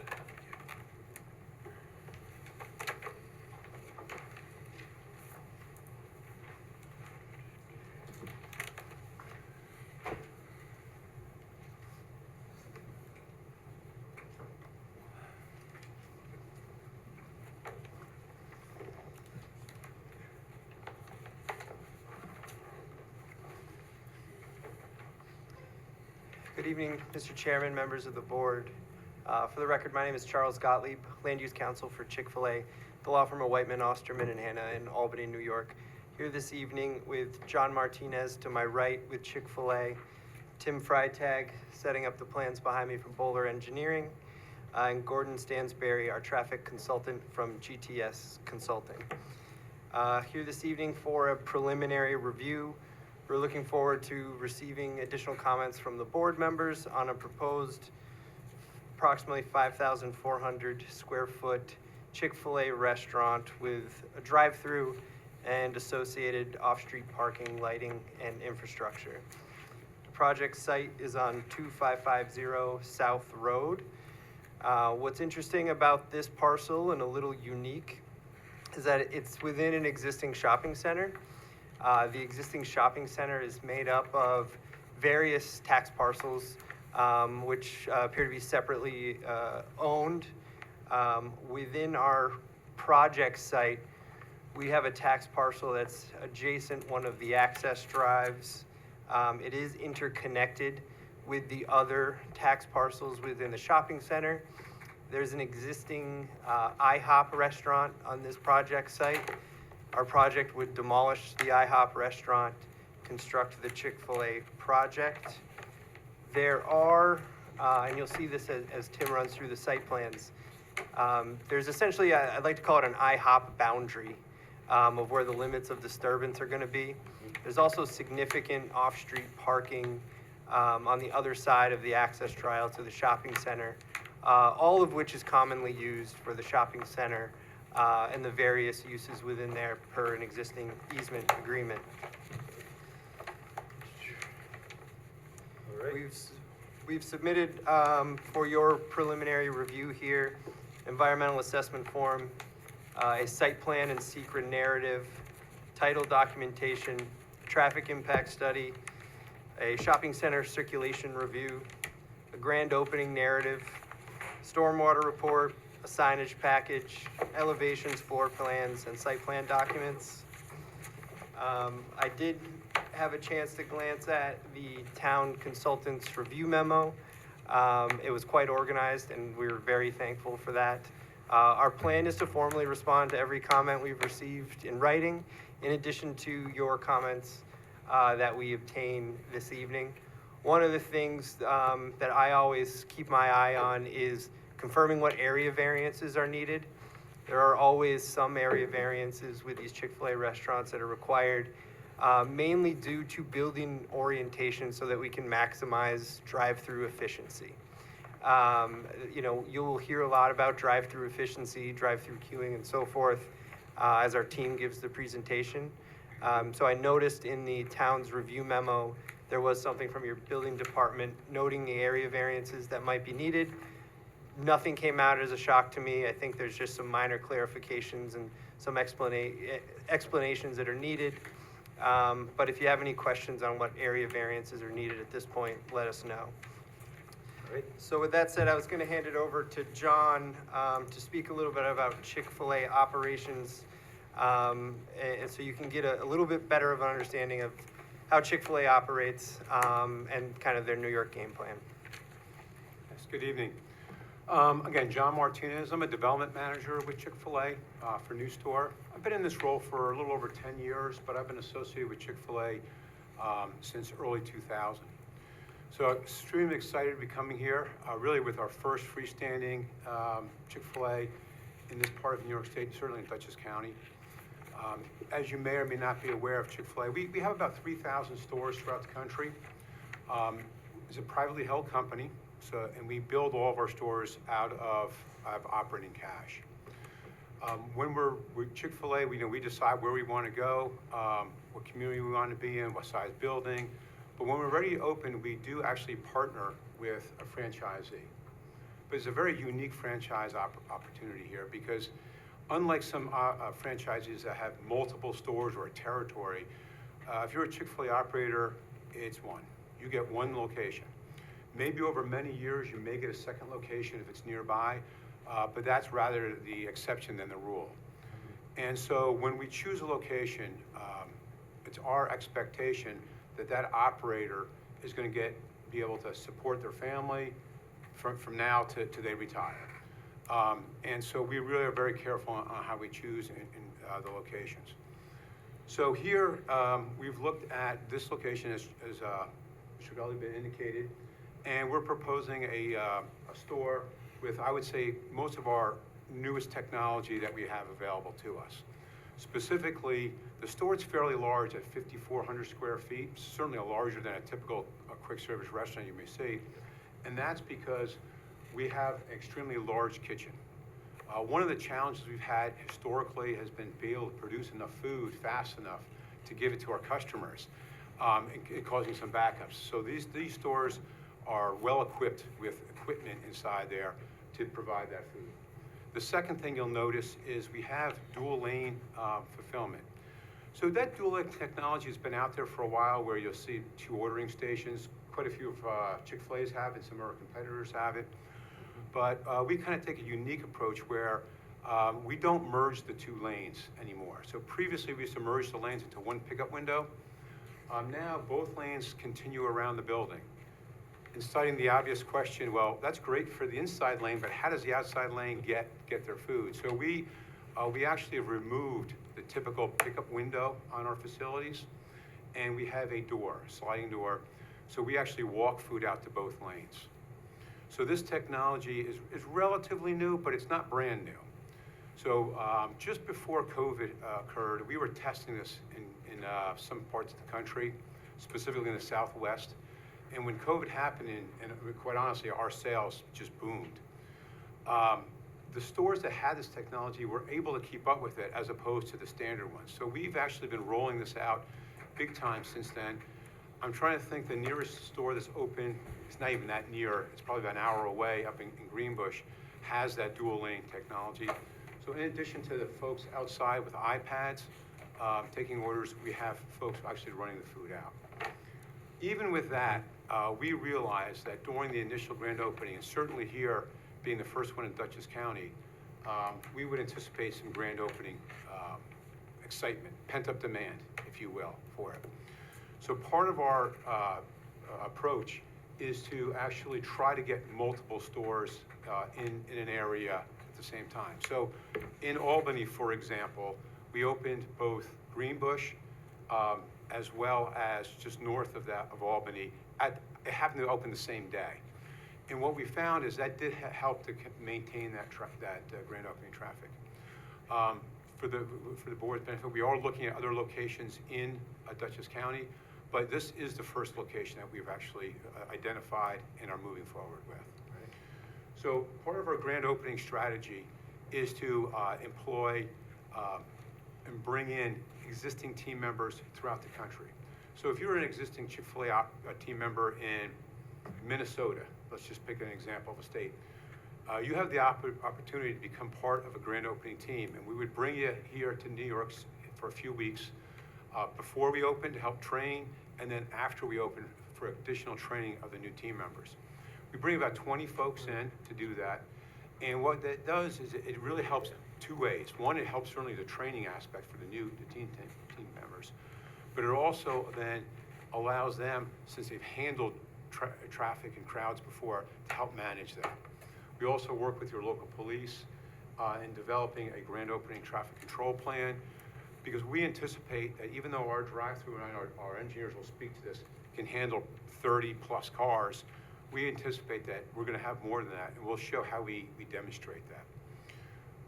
That grand opening traffic control plan hasn't been developed yet. We're working on it, and we will certainly work with the board in developing that as we move forward. All right. Yeah, that's great. And so we'll hand it over to Tim Freitag, our civil engineer, walk you through the plans.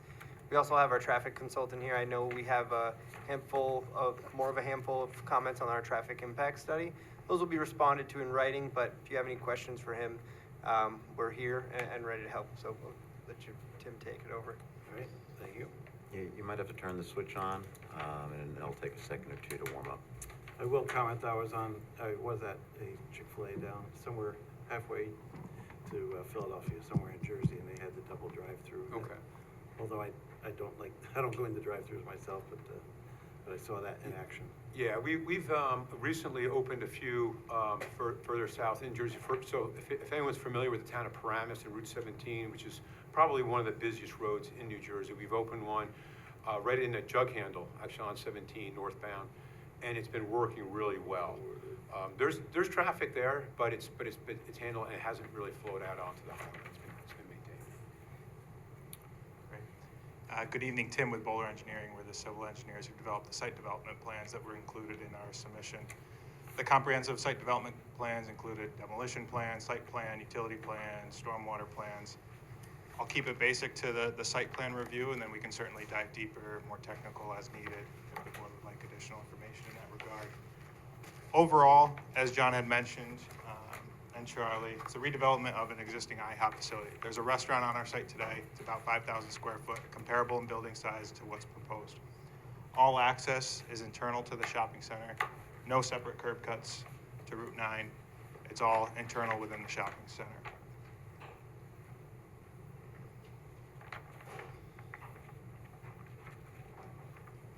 Our site plan here, this is just a colored version of the site plan that was included in our application package.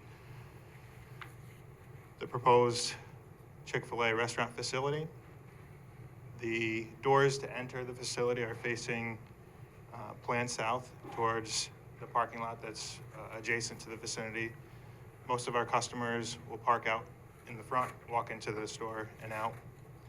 This is an isolated drive-through. As John mentioned, it's 2 full-lane drive-through all the way through. These gray shaded areas are 2 canopies over the drive-through. So within the drive-through, as John mentioned, team members walking meals out to the car. So team members or employees are actually stationed within this drive-through. So there's 2 main areas of the drive-through. It's where you take and place your order and payment, and then meal delivery. So the canopies not only protect the vehicle cars underneath where your window might be down, but also the team members who are stationed under there from the weather.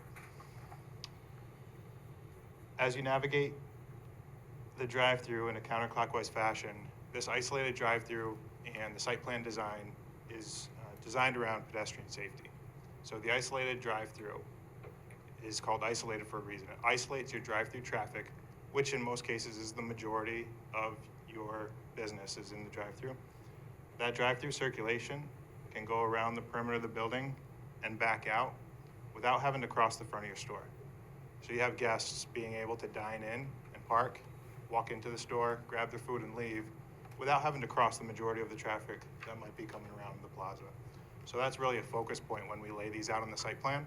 And to Charlie's point, it might trigger a couple variances that we'll get into later based on the focus of pedestrian safety and that drive-through circulation. So we've got a capacity here about 31 or 32 car stacking spaces within the drive-through. In the immediate vicinity of the site, we've got approximately 50 parking spaces. This bold line is that unique property boundary that Charlie spoke of in our introduction. We have access to additional parking over here. Team members will be encouraged to park there, keeping the 50 spaces in this vicinity open for guests and the higher turnover volume. We are proposing some type of pedestrian crosswalk here. Based on the comments that were received, we're going to be looking at this a little bit further to make sure it's the appropriate location with the appropriate signage to make sure that that's across. Yeah, it's a safe busy crossing. intersection, and people don't know what, the three-way stop sign, some people don't know. so Yeah, absolutely. Further south might be more. And appropriate. further north in the plaza, there are some similar crosswalks there that we'll study and take a look at to see if something similar in this location makes sense.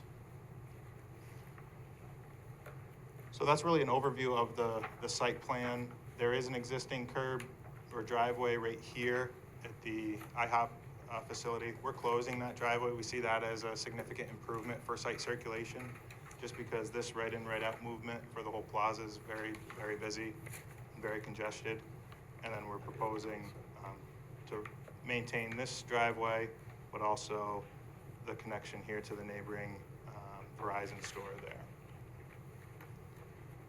Architecture and landscaping are a priority for Chick-fil-A. They want to make sure the site is welcoming and attractive. We submitted building elevations and then a 3D rendering of what this may look like from Route 9. It's superimposed on the backdrop imagery that's available with some landscaping. Of course, it's when it's peak bloom to try to make it pretty. But overall, we've got, I believe, a dozen trees and over 240 shrubs and ornamental grasses proposed on the landscaping throughout the site. So a comprehensive landscaping plan was submitted and included in that application to really enhance the site. This drawing also shows what those canopies look like, and hopefully they get lost in the backdrop, because that's the purpose. They're not designed as large facades that are meant to focus on your eye. They're meant to blend in with the backdrop, and the focus is on the building. So in these renderings, there's a canopy here and a canopy here. It's a slim, like 10-inch fascia, dark bronze metal to match all the trim and accent features of the building. But that's it. There's no branding. There's no Chick-fil-A signage on them. They're trying to keep them as slim and sleek as possible, just so they don't draw your attention as you pass by.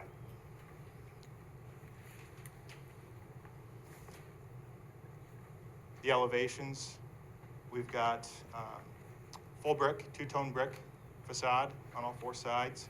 And then based on a couple workshops with town staff, we have gone ahead and upgraded these to include some stone features as well.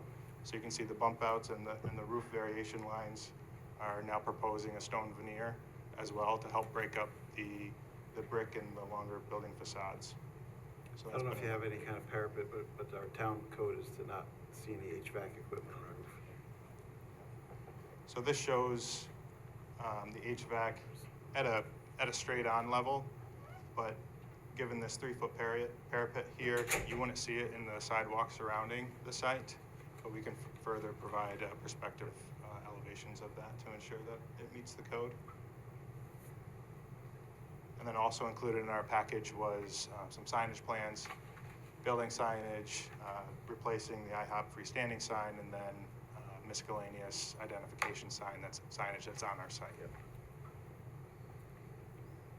Any questions in regards to the site plan or just the understanding of the site plan?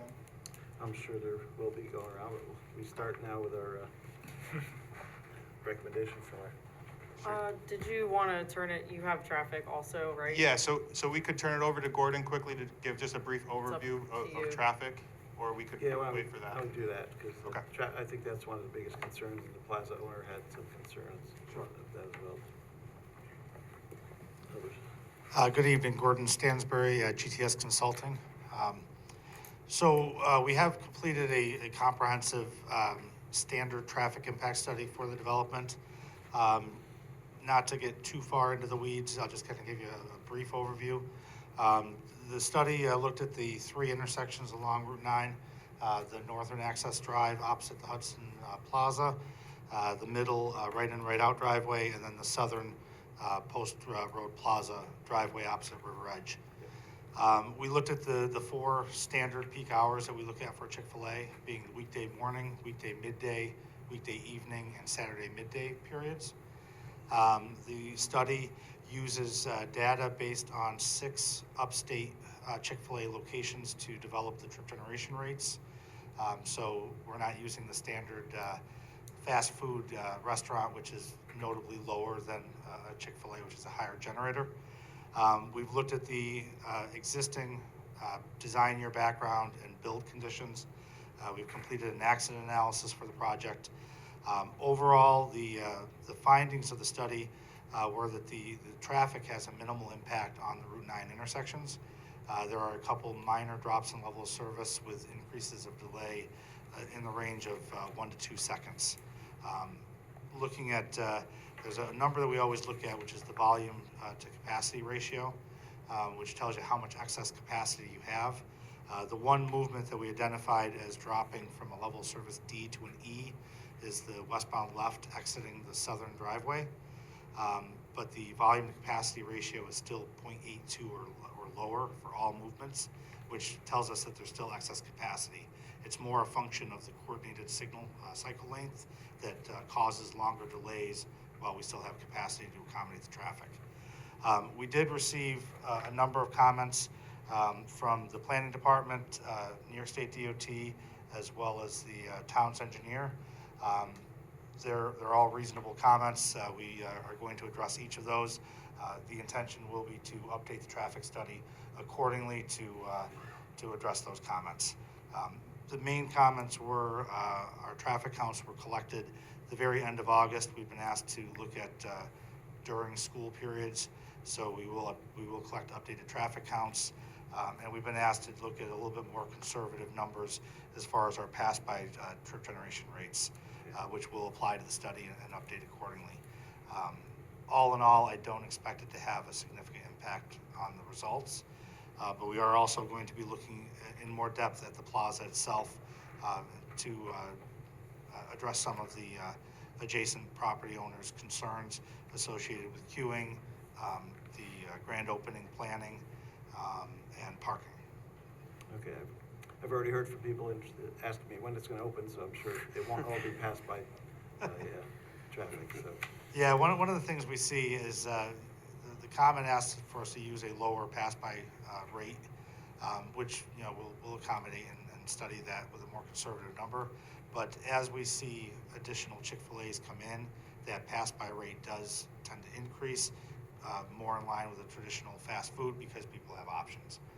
So it is more of a destination in the grand opening, but that tends to disperse over time. All right. Do you have any comments on the queuing? So the standard, we've done queuing studies for upstate New York sites. The maximum queues that we've seen are about 22 to 25 cars, which falls within the 33 car storage that the site has. We certainly understand that at grand opening, that number tends to be a bit higher.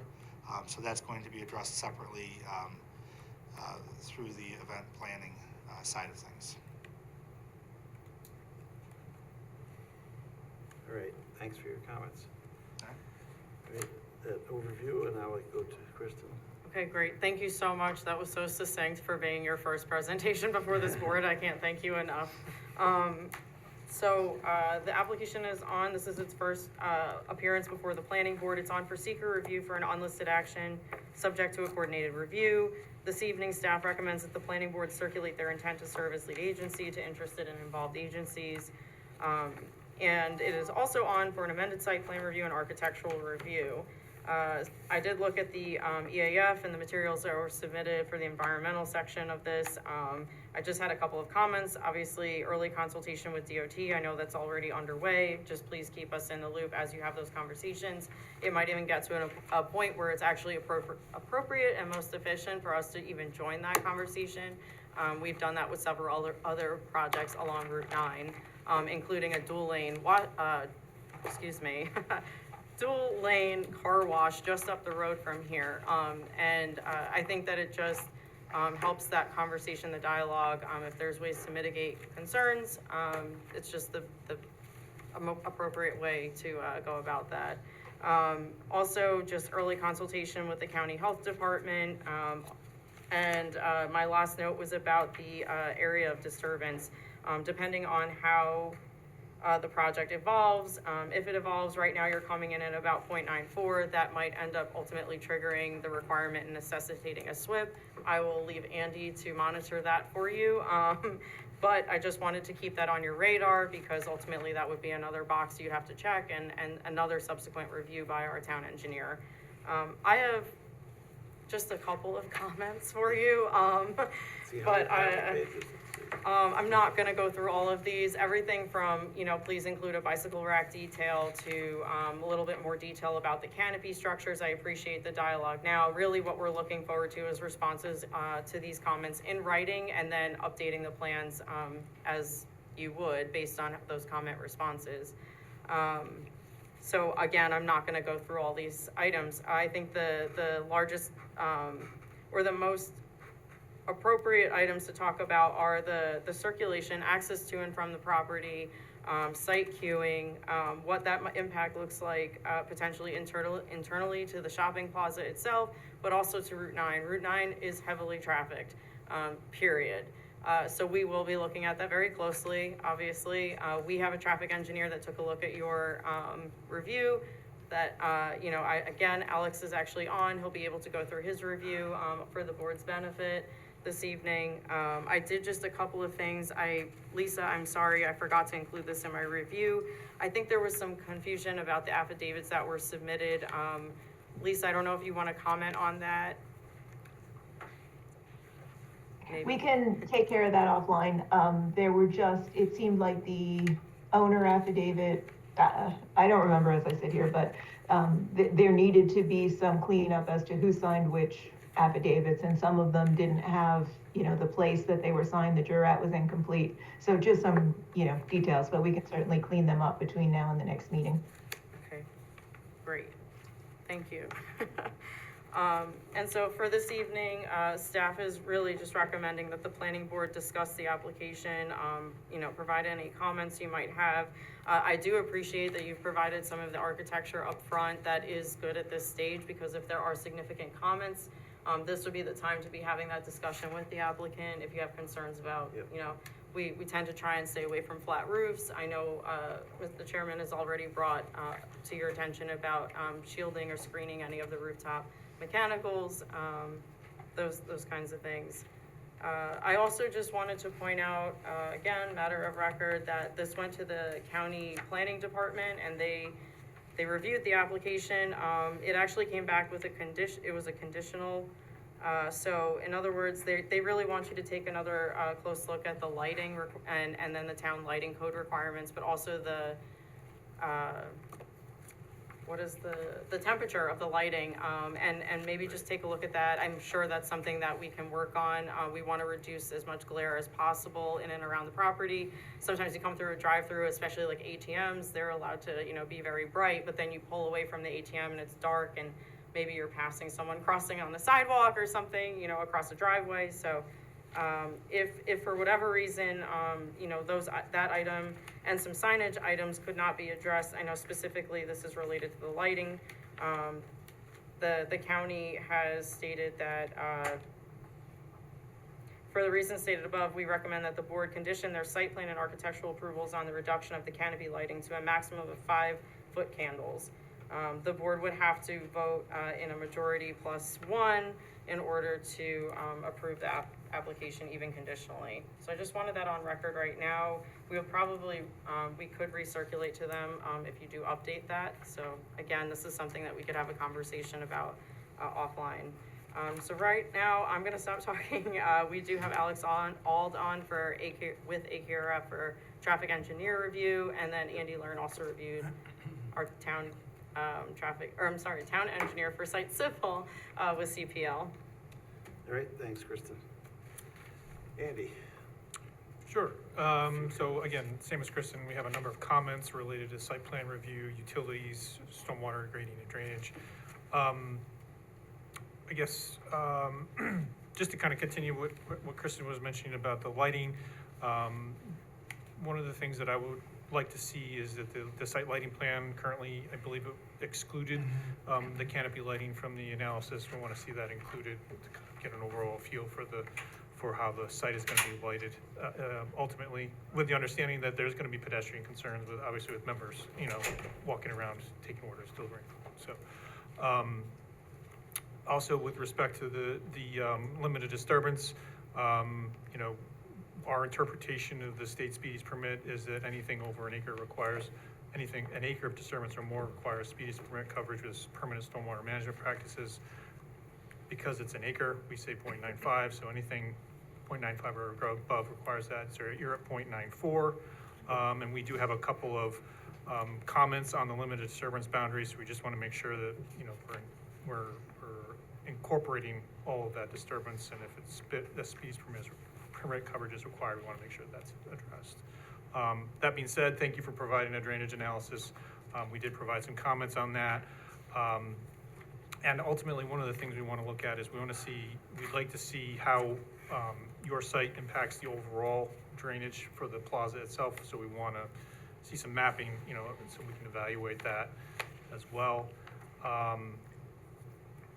Let's see, I don't need to go into the nitty-gritty details. Overall, I don't really have any concerns about the layout of the site overall.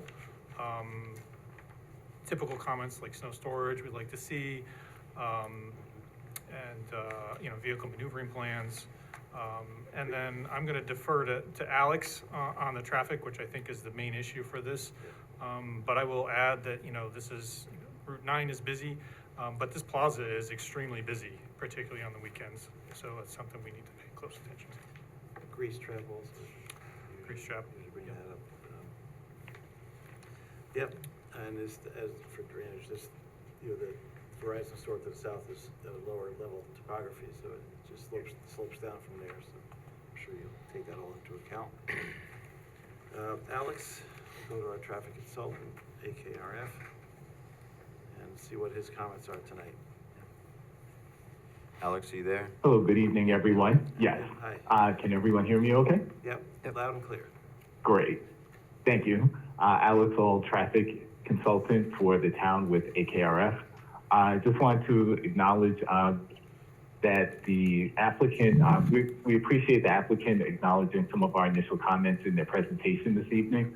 It sounds like we're well on our way to having most of those comments addressed. And I just want to, and again, as Andy stated, I won't get into too many technical details.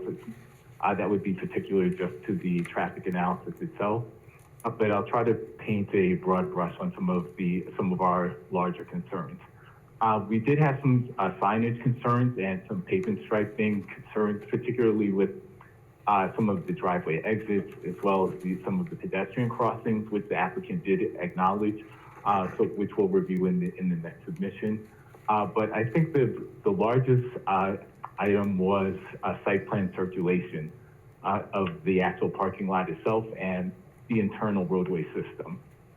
One recommendation that we requested that the applicant take a look at is possibly considering making the traffic circulation one-way counterclockwise to reduce potential vehicle conflicts at the actual entrance, vehicle conflicts near the drive-through entrances, near the exits, as well as near the trash receptacles.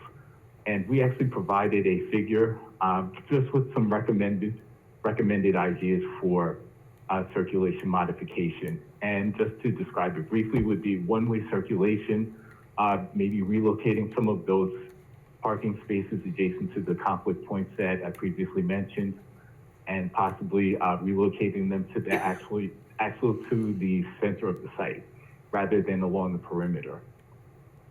So that's one of our key items, and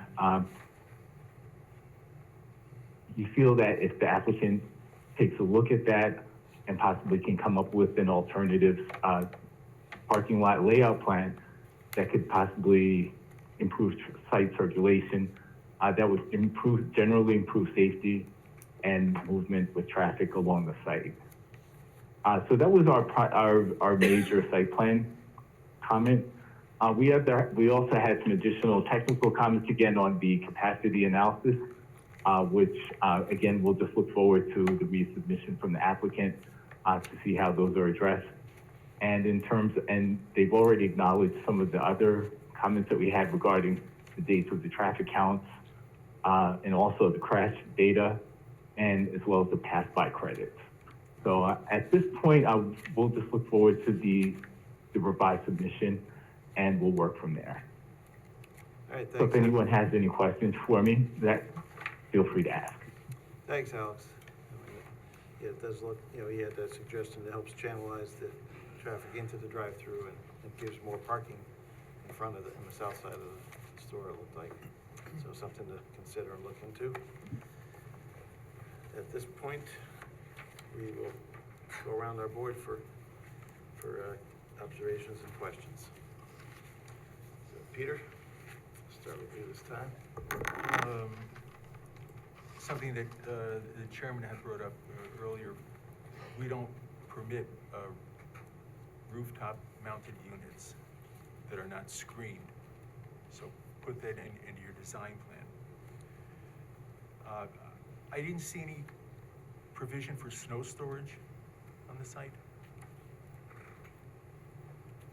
With regard to the traffic study, we're going to be looking carefully at the queuing and the pass-by rate. When I looked originally at the site plan, I thought there must have been some mistake. So I went onto parcel access and I pulled the deed on this property, and it's not usual the way that these properties, if there is the perpetual and exclusive easements, I think that's probably a discussion you're going to have with probably the other owners, the contingent owners, but that's not really our purview. That's between you and them. But we will be concerned about parking. Although apparently you're only about 30% of your business is actually in store. The lion's share is the drive-through. And good luck. Thank you. Thanks, Peter. Nicole. Yeah, so, so this new building will be 1,000 square feet more than the IHOP. Oh, excuse me, there's one other thing. I'm sorry. This may come as a surprise to you, but you were not the first applicant to come to us with a .94 area of disturbance. That's probably something we'll be looking at more closely. Sorry. No, it's okay. Yeah, you that's- might have to get us with them. But, yeah, so it's 1,000 more square feet. As far as lighting's concerned, you have to make sure that it's downlit, full cutoff, 3,000 Kelvin, dark sky compliant. What else?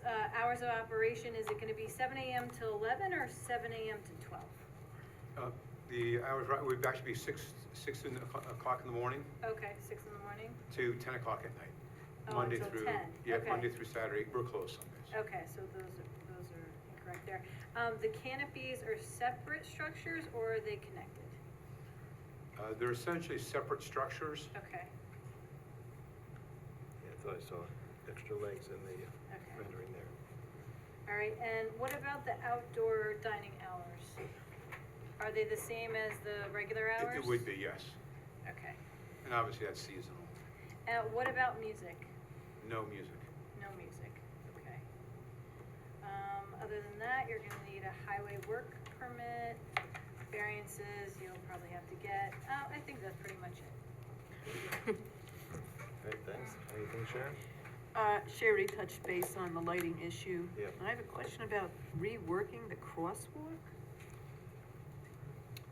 Yeah, there's concerns of the crosswalk to get sure, so say employees are parking on the other side perhaps, All right. and they need to cross, but that intersection is kind of a busy, confusing intersection. Even though it's been. There's no crosswalk here today, so we were proposing one, but the concern is there's no stop movement for this incoming traffic. So it's somebody's coming around the corner, maybe looking left to make sure no cars are coming, the question is there adequate notice or signage for that crosswalk? So maybe this moves somewhere else. Okay. We're just gonna take a closer look. I mean, myself, I drive straight in through there and then straight across to get the Stop and Shop, for example, or, so it is a busy intersection, so, Maybe down further. so further south could, make more sense. Anyway, anything else, Sharon? No, I'm good then, thank you. Anything, Bob, at this time? Yeah, I was gonna ask about the canopy, but it's been brought up a couple of times. That is freestanding canopy, that is a freestanding device, okay.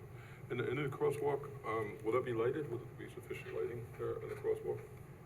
Yeah, so that's one of the challenges with this property line is the code requires 0.2 foot candles at the property line. So we're gonna be requesting more than that, given the consistency across the shopping center. So any sidewalks, they have a minimum threshold of lighting. Driveways, they have a minimum threshold of lighting, so our lighting plan is gonna analyze all that. But yes, there will be appropriate lighting for the crosswalk. Yeah, I know you mentioned you're gonna encourage employees to park over there, but I'm sure there's gonna be overflow parking there for customers as well. So that could get a lot of traffic right there, pedestrian traffic. Okay, thank you. All right, and Michael? Yes, so just to piggyback on what Peter was asking about, I did see you submitted the reciprocal easement agreement with your application. I was going through this and it's, the only reason I would be concerned with it is because, for example, when you talk about 50 parking spaces to the west of the access road, are you including the ones that are south of your property line there? That's right, so there's an additional 15 here. So just so we could have an understanding of what rights do other people have to change those parking spaces because you don't own them, right? So that's my concern about this easement, because it appears that other entities may have the ability to make alterations to the access road, for example, and those parking spaces. Yeah, that's a good question, and I agree, reading that easement is quite interesting. I'm not sure I would have drafted it the same way. But one of the things I did pick up on was originally that was a Sizzler steakhouse, which I haven't seen one of those ever in my life, maybe. But, Whoa. and there was I've seen one of those. there was an area variance for parking obtained, I think in 1993, and we're putting together chronological data of when things happened in the shopping center. And that area variance was for parking for a Sizzler's restaurant that was 8,000 square feet, because it planned in its future expansion. So we're trying to get an understanding of what the parking requirements were in the town in 1993, what that looked like, and subsequently when the shopping center that's to the east was built, how did that change? And we're trying to dig up a lot of that information. Yeah, we've gone through a couple of master plans since then and zoning Yep. code updates as a result. I don't remember Sizzler, I remember it was a Friendly's for years.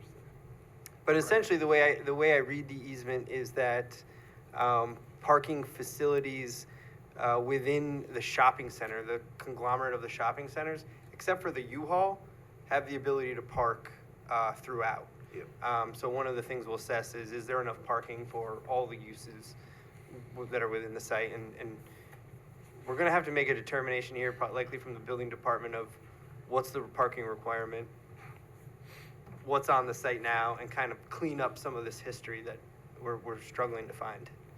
Really, that's the zoning department, yeah. Yeah. And also, I think it's worth bringing up at this time too, that part of your business model is, curbside pickup or to go, right? In addition to having queuing and sort of that fast food model. Because we were joking about this, you can still go to a restaurant, and even though it has a drive-through, you can still park and go inside, right? But even in a post-COVID world now, it's kind of amplified that there are these other alternatives. You have sort of like the Uber Eats, and I saw in your signage package that you have sort of designated signage for parking spaces. So really clearly articulating what your plan is for parking, whether it's employee parking or it's this sort of to-go pickup areas within the property. That's going to be very important. We'll want to look at that. That's in my comments though, so I didn't want to get into Okay, yeah, I guess that is a good idea. I didn't think of that. There's special spaces. I didn't mean to interrupt, Special space for you made whoever- me, yeah. Whoever to pull in, so they're not blocking traffic, just pulling up and idling and blocking traffic while they're picking up food, so however it works out. So I just had a couple other Yep. questions, just to get an idea, because again, this goes back to the weird configuration here where you have this perpetual easement and this lane that goes through, that's access for other parts of this plaza. You know, how many, so for example, you talked about having space in the driveway for 30 vehicles? 32. approximately? 33, I think it is. 33? I think it's 32 on the 32. paperwork. 32? Okay. So what's so we have an idea, how many, that kitchen, assuming you're fully staffed, fully supplied, how many meals per hour does will that kitchen put out on average? Right, so that's the question. And, you know, what's the average time to fulfill an order, right? I want to get an idea of, you know, is 33 really going to be sufficient here during grand opening, right? Are we going to have a line of 100 cars going into that access road, blocking it for all purposes? You know, this is something we really should be aware of if it's happening, right? And if that is something, if that's the case, you know, traffic management plan, a detailed one would go a long way for that. Yep, Yeah. we're absolutely preparing that, and in other municipalities, that same exact question has come up. And we found, not necessarily comparing it to how many meals per hour in the kitchen, but actually going out and observing queues at other similar locations to get that queue count, because the calculation from meals per hour to drive-through queue, they don't easily convert, but actually going out and witnessing what other stores are seeing the queue is a helpful comparison. All right, so in this case, the reason I have that question is because you stated that, you know, the extra 1,000 square feet is because you have to have a bigger kitchen, right, to put out all of those meals because of how busy your other locations have been.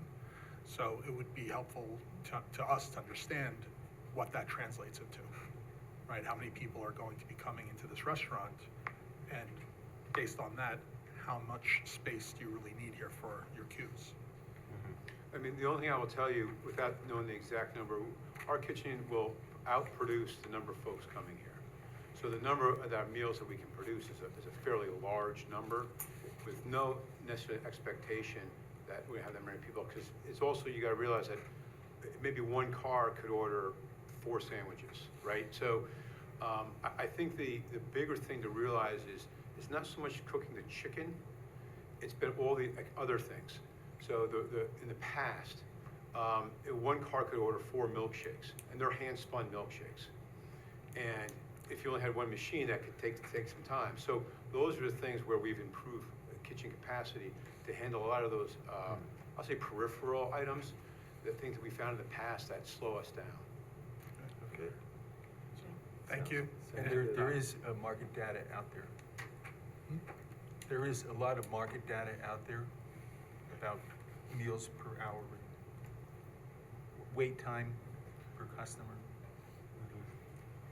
Yeah, and that gets to, like, when we've done car washes in the town, oftentimes, depending on the zoning district, that might require, if you were putting in a car, I'm sorry to keep comparing it to that, but it's just the dual lane, the volume. And honestly, we just went through this at another property, but it's the fulfillment time, I think, is really what we're looking for. From the time that car pulls into the plaza, not necessarily even into queuing for your property, they pull into the plaza, how long does it take for them to get in queue, place their order, have it fulfilled, and they leave the site? Just trying to understand, and back to the point about the car washes, we've asked as part of a special use permit review for those applications for a queuing plan, so demonstrating the number of cars physically that can fit in your queue and what that looks like on the property, what the intended queue looks like, and having some of that detail about the fulfillment time, I think, is really helpful. All right. Yeah, I mean, I'm glad, I think you said you expected to average 22 to 25 cars on average, which is below the queuing total, but obviously the grand opening needs its own plan because that'll be something special. Let's see what other 2 cents I have. I already mentioned the architecture. The lighting, the county weighed in on. And as far as, you brought up the whole thing, those southern parking spaces, I think that's one of the things that Alex had mentioned in his letter, that if you did the one-way circulation, you could move those spaces up, so you'd have extra spaces in case something happened to those, so. Then you have a dual row in the middle there, if you look at his diagram. Just food for thought. And I guess that's all I've got for. And I'm just gonna interject for one more thing, because we didn't actually meet when you initiated this application process, but I do wanna encourage you to reach out if you wanna meet interim or in between, prior to their next submission. We often encourage that conversation. I can always help to facilitate and bring staff together to have that conversation before you make a full next submission. That would be great. I think that's one of the most helpful things going through a planning board process. And even the town workshops that we've had already have been super helpful, so we appreciate that. The pre-application meetings is usually a great thing to do for a big project, but subsequent meetings as well to ferret out some details. The one last thing I would mention that, we're trying to get away from pylon signs if we can, but look to more to monument signs, so if you want to think about that at all. I almost hate to ask, but Visibility of it. yeah, one other thing I wanted to ask about, all this discussion about how much food you can produce made me think about deliveries. Is there, and it might be in here, and I didn't review it, obviously, in any detail, Kristen did, but the deliveries, how frequent are they, and how do you handle them? If the place is busy all the time, where do they? Delivers as far as bringing products into the store. Bringing product in, correct, yeah. Right. So there's two types of deliveries we have here. We have daily deliveries of like fresh bread, fresh vegetables. They come in fairly small box trucks early in the morning. But I think you're probably more concerned about the larger trucks that we have. Semi, yeah. Yeah, so we average about 4 times a week, we'll get a large tractor trailer on site. But they come with, it's a key drop type operation. So they come after the store's closed, after it's completely vacant. They'll come in, so it's typically midnight to about 5 a.m. And those trucks are, they're over-the-road trucks, so they usually handle a couple of stores at one time. Right. And they'll bring the frozen food into the freezer, the refrigerated food into the refrigerator, and the dry goods on the floor. That operation lasts approximately 45 minutes to I'll say an hour. They're on site. And they, someone has to be there from Chick-fil-A, No. or they have their own keys? Just the opposite. We actually don't want anyone from Chick-fil-A or staff there. So they have their own keys to get in. Wow. And to bring the product in. So years ago, we used to actually have deliveries come during the day. Talk about a nightmare. Yeah, it can get very, So, yeah, hectic so and I want to make sure the board's aware that delivery at night costs Chick-fil-A an extreme amount of money to do, because no one really wants to work, so we pay a large premium to have that occur. But it's really a good convenience for everybody, especially just to have that off hours. Yeah, and it's all set to go, and staff gets in the next day. It's like Santa Claus. Yeah. Wake up in the morning and the chicken's in the freezer. I wish someone would do that at my house. Exactly. Well, my aunt used to wake up with the milkman stocking the fridge and putting coffee out. There you go.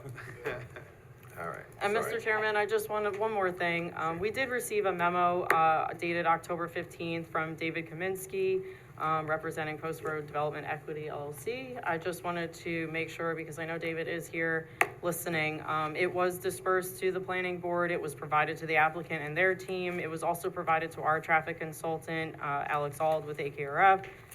So we do have that as part of the record.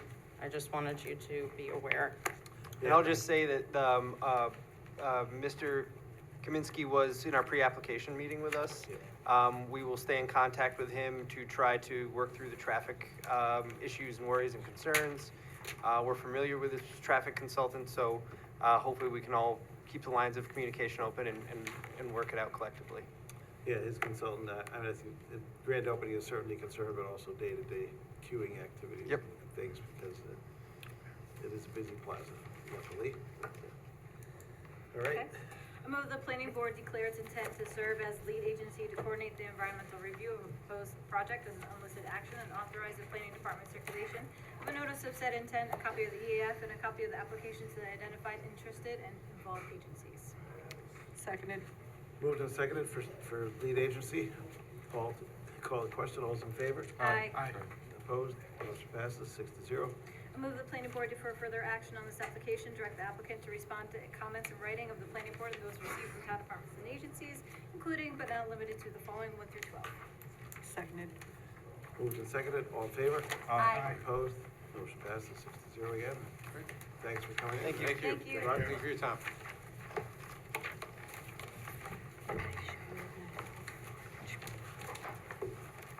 Okay, next up, we have Stratford Farms, 3-lot subdivision. Maybe to be in there next time. Okay, who we up here with Stratford? Yep, coming. They're on the way.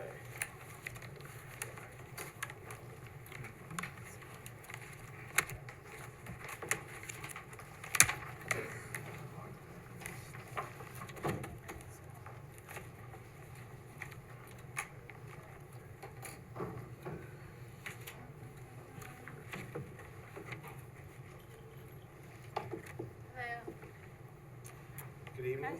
Good evening. Welcome back. Thank you. Good to see you again. All right, what say you for this one?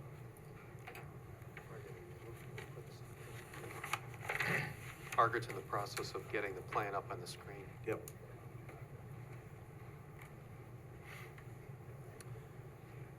Stormwater pond is not needed anymore.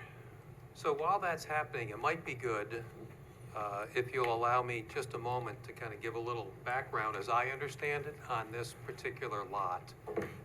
So again, Stratford Farms project, 185 unit residential cluster project. Okay? Yep. This particular lot on the stamped and signed plat is identified as a stormwater detention pond. Right. Okay? When you look at that plat, and I know your planning department has, there's a table with all of the lots. And this is identified as lot 56. And on that table, rather than having the acreage and the square footage, it literally lists deleted. Now, I don't know why that occurred, but this is the stormwater detention pond lot, 1.104 acres. It was anticipated that the detention pond would be constructed there as part of the stormwater plan. Also anticipated, as I understand it, was an existing drainage easement that the town possessed that would be used in incorporation with the stormwater detention pond. Yep. During the build-out of the project, my client did construct a stormwater detention pond on the lot, subject to inspections by the town. Ultimately, there were some issues about a water line, there were some issues about changing that easement, to the best of my recollection, from drainage to a utility easement, which then generated discussions with an adjacent owner, and then determined that not only would the utility easement not be able to be obtained, but there's a question about the drainage easement that was there. Further discussions between my client and the town resulted in a change to the stormwater plan for the project, which meant deconstructing the stormwater pond and then amending the stormwater plan for the project and constructing different stormwater facilities. You should be aware, my client did do all of that. All that effort cost in excess of $1 million. There's a lot of work associated with that. But the issue was my client couldn't keep the stormwater basin at that location because there clearly was some issues regarding the town's drainage easement through that area. So the long and short of it is, it was amended, and this lot has stayed on the property as an area on the plat identified as a stormwater detention pond. So that's a little bit background. Now my client is looking to develop lots consistent in size with the balance of the lots in the project and consistent, now that Margaret's got that up, It's just the 3 lots. But if you look at the overall plat, these lots would be consistent with lot sizes directly adjacent to this area. So that's what's being presented. I'll go over some zoning issues as opposed to planning issues, but maybe Margaret can just generally describe what's being proposed. So there are 3 lots being proposed. They are all relatively the same size as the existing lots that surround it. The layouts all conform to the zoning requirements at the time of the subdivision. We've identified some existing utilities. Mainly there's a water main, and we're proposing to enclose that in an easement that would be dedicated to the town. And there is some existing drainage facilities on the other end of the parcel that we are also gonna propose to put into an easement. We haven't advanced the plans all that much because we wanted to make sure that we were on the right page as far as the layout and the lot count and being able to move forward with all of the design criteria. All right. Okay, thanks. You go to Eric for departments. Take on it. This application, it was deferred from the September meeting at the applicant's request. Effectively, it's the exact same application and comments from reviewers as then. The only exception being that we did receive a September 30th letter from the County Department of Public Health, essentially saying that their review is approval will be required. Also at that time, there were a couple of blank dates in the recommendation letter because it was completed before the reviewers. So number 2, CPL comments are dated September 13th. Number 3, zoning administrator's comments are dated September 12th. And then at the end, new number 10 would be the County Department of Behavioral and Community Health's comments of September 30th. The residential discussion with the zoning administrator and the planning board attorney indicates, as Andy identified, that 1 lot was allowed from the former plat that was filed. It was part of a cluster approval for 134 lots. So basically the discussion and comments have been that if, first of all, we need to know where the open space was for that cluster subdivision. There's been a lot of discussion about it, but there's a lack of clarity in the record. So that needs to be established because if, we suspect it's not, but if that lot was a part of the open space approved for the cluster subdivision, then it cannot be used for development. And at that time, we don't know if drainage areas might have been considered by the planning board at that time, part of the open this drainage area. So that would be one thing, and then the one lot could be allowed. However, it's not proposed for 1 lot, it's proposed for 3 lots. And so the zoning administrators indicated that would be a new, that's not part of the previous approval, so that it would require review under the existing R4A zoning district. So at this time, it's on for pre-application discussion by the planning board and then for seeker review. And the pre-application discussion is the purpose of it is for the planning board to determine the appropriateness of the conceptual plan and to come up with, work with the applicant of potential subdivision concepts from a resource analysis. So right now, we don't have that clarity. So the recommendation now is to get that information so that the planning board can continue with the pre-application review and circulate for the agency, because we don't even know which zoning district to circulate this proposal under. Yeah, it's an unusual situation since the zoning changed, since after the project started. So for that purpose, I think, that's the recommendation. All right, thanks, Eric. I mean, I've got no issue with the three houses myself, because that's consistent with the the rest of the Exactly. development. But we gotta make sure we can Right, figure out the legal path to do it, and. Oh, I think so. And is the sewer capacity there, things like that?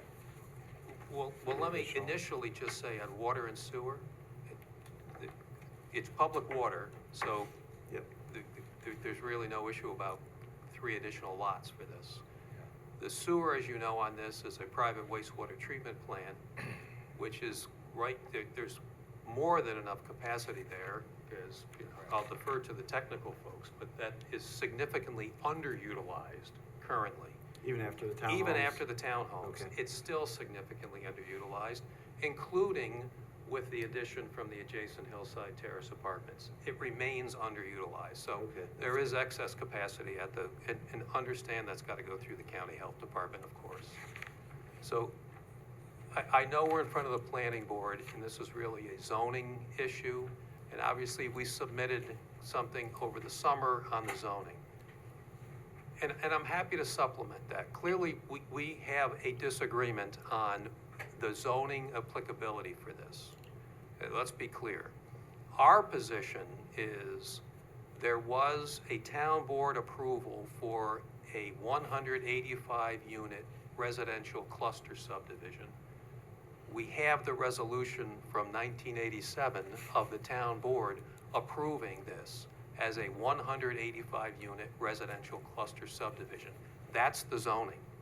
When you look at the plat, the zoning is listed on the plat at the bottom. It says R15 residential cluster zoning. I'm happy to submit a copy of those minutes. They're from 1987. But let's be clear, this is the distinction between the zoning for the site and the planning board's function in terms of lot layout, lot counts. When you look at the town board resolution, there was actually discussion of 135 residential lots and 50 townhome units. That's how they calculated 185. This stormwater detention pond, 1.104 acres, was not part of the open space requirements. That was in the town board discussion as well, in the minutes. The open space area for the townhomes was discussed. An open space for what was called undeveloped lot of 3.6 acres. Eric, the only thing I can see is you look at one of the lots on this, it's lot 65. It's about a 3.6 acre lot with a significant slope to it. That's the lot where the plat says no further subdivision of lot 65. The only thing I've concluded is because they didn't want that lot further used. And that was counted as open space, okay? And there's one other area of open space as well, if you'll give me a moment. It might have been the slopes or whatnot. Yeah, that one particular lot has some fairly significant slopes. And you'll recall that along several of the lots adjacent to the homes along Bower Road, there's a 75-foot buffer that runs through a host of lots. That was included in the required open space. This particular 1.104 acre lot was not. So we can establish that on the record. So for purposes of development, I look at it as a zoning issue, and the town board approval was for 185 lot residential cluster approval. What we've got currently on the project are 133 single-family lots, and rather than 50 or 51, there's 26 townhome units. We still remain significantly below the town board approval of 185 unit cluster approval. Okay. So, to me, our position clearly is, from a zoning perspective, we're still within the zoning approved for the project. It's the planning board's determination on where those lots ultimately are, how many. Clearly, we don't have 50 or 51 townhome units approved. We have 26. I understand that. but that's the planning board's review. Yep. So we look at that as, for the zoning compliance purposes, we're within that cluster approval from the town board. Again, not to be too much of a legal discussion, but our submission over the summer, there's a concept called vesting. Once you get an approval for a project, and you've made substantial expenditures toward that project, obviously this one has, you vest into that zoning that was in place at the time of the approval. That's a vested property right. Those property rights are protected by the Constitution. That's the whole theory of that, okay? We're vested in that zoning from 1987. All right. We've gone through this before. So having said that, I'm just we gonna. don't view this as a zoning issue. We view it as a planning And how issue. many homes, do you remind me again, how many are actually built? 133. 133. I don't know that they're fully built, but there's 133 Lots. Yeah. residential, single-family lots. Okay. I'm gonna ask, So- Lisa, do you have any Mr. comments on Chair, this? can I just give you the 2-minute version of the town's position, and then I think we can leave this to an Yeah. off-site discussion, so the planning board doesn't have to get held up in the Yep. legal issues. I apologize for that, but please, Lisa, go ahead. There were 134 or 135 single-family lots approved. And so the zoning administrator has taken the position, which I believe is a correct one, that the vested rights lie with that number of single-family lots. And then there was the additional number of townhouse lots, which we agreed in the prior application had vested rights. So at this point, Mr. Gilchrist and I can agree to disagree, but we can talk offline about a path forward. The other issue with his approach, though, which would be a planning board issue potentially, is that the seeker discussion talked about 135 or 133 for single-family homes, and then the rest townhouses on the different lot. And so I think that if we were to, even if we were to consider this as vested rights and there was a right to these three, it was not part of the prior seeker determination and would need to have some issues. So we were focusing on it within the zoning department as the one lot would just need the 3-lot subdivision and variances would be required and the project could move forward. But I'm happy to talk further with Mr. Gilchrist offline about that and the best way to move the project forward. And I'm happy to do that. I just want to make sure my client's rights are protected. Has there been a formal zoning determination made? I know there's comments here for the planning board, because if there's a formal zoning determination, we may need to appeal that to the Zoning Board of Appeals, and I know there's timeframes associated with that. I'm happy to discuss this offline. I just want to confirm, has there been a zoning determination yet? Christie say? If the answer to that is no, I'm happy to have the offline discussion. If the answer is yes, and it's the September 10 or 12 comments, I'm working under a The limitation. zoning, Repeating. my position would be that the zoning comments fall under that provision of state law, which says that you don't actually need a determination from the zoning administrator to move something, from a planning board to a zoning department. So if you wanted, we can certainly have a formal opinion made, but I don't think the clock is ticking at this point. Okay, if we just confirm the clock's not ticking, then I think we should have the offline discussion before we have the formal determination. I think that's a good approach. Andy, do you have any comments on this? Yeah, I didn't weigh in on the number of lots. I stayed away from that, and mostly technical comments. I do believe that a SWIP addendum will be required. I mean, I think everybody expected that. But other than that, I don't really have anything else. I'm gonna go see if anybody who go around the board, Craig, but does anybody have any objection to having the 3 identical lots to what's up there similar? No, especially if it coincides with what was already in motion, so. no. Yeah, I mean, blends in here, house, and you put those 3 there, and they're actually maybe even a little bit wider than what's existing Right. in the other houses, so. I'm assuming, so one, I'm concerned that the minutes that you're relying on weren't submitted, right? The minutes from the 1987 town board meeting, you're saying, in effect, vested your client with certain rights, where you know that the attorney for the board has taken a contrary position, you haven't submitted that to us to look at. So I did submit a memo over the summer that described that. well, your The memo minutes are that here on describes file. it I understand that. is not the same. Understood. So that being said, I don't think that anyone has a problem if it fits in the character of the existing community, other than the legalism that potentially you might need to go to the zoning board to get a variance for this project. Because if this lot was approved for one house, we can't let you build 3 houses on that unless the zoning board says otherwise. So, Yeah. in other I mean, words, we're yeah, not. It was never even, Right. it's a stormwater pond, so. Right, I we're mean, I not think the issue is, right people. the town board approved the No, I understand that. I 185. appreciate that.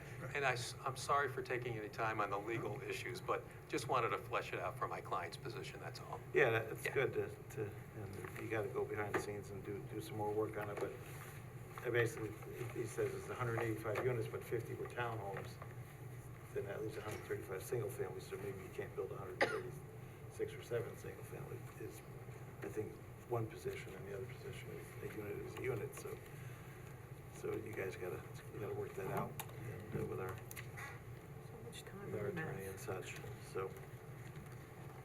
All right, anyway, any other comments from board members on this? I think you got our consensus that we're okay with the 3 houses, if you can figure out the legalities of it and the zoning. Understood. Appreciate the board's time. Thank you. I move the planning board direct the applicant to revise and submit more complete resource information plans and application in accordance with chapter 177 and chapter 210, along with an updated EAF in order to complete pre-application review and to commence seeker and preliminary subdivision review, and also address the following. Respond to the comments of the planning board and those received from town departments and agencies. Send responses to be reviewed by the planning department as adequacy and completeness inclusive of and not limited to 1 through 9. Seconded. 1 through 10, I'm sorry. Seconded. Moved and seconded, all in favor? Aye. Opposed? Motion passes 6-0. Have a good night. Thank you. Thank you. Thank Good luck.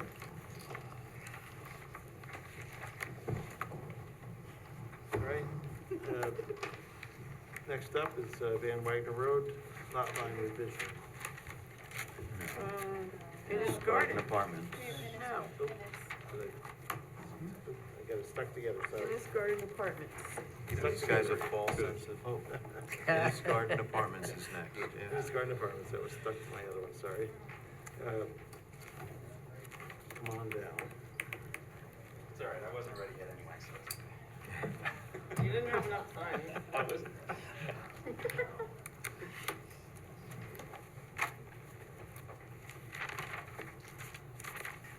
All right, 126 Innis Avenue, welcome. The Mets start in 8 minutes. 8 minutes. Yeah, I'm ready. What'd you say? You just have to vote. Just vote. All right, good evening, everyone. I'm JT Singh with Maury Architects.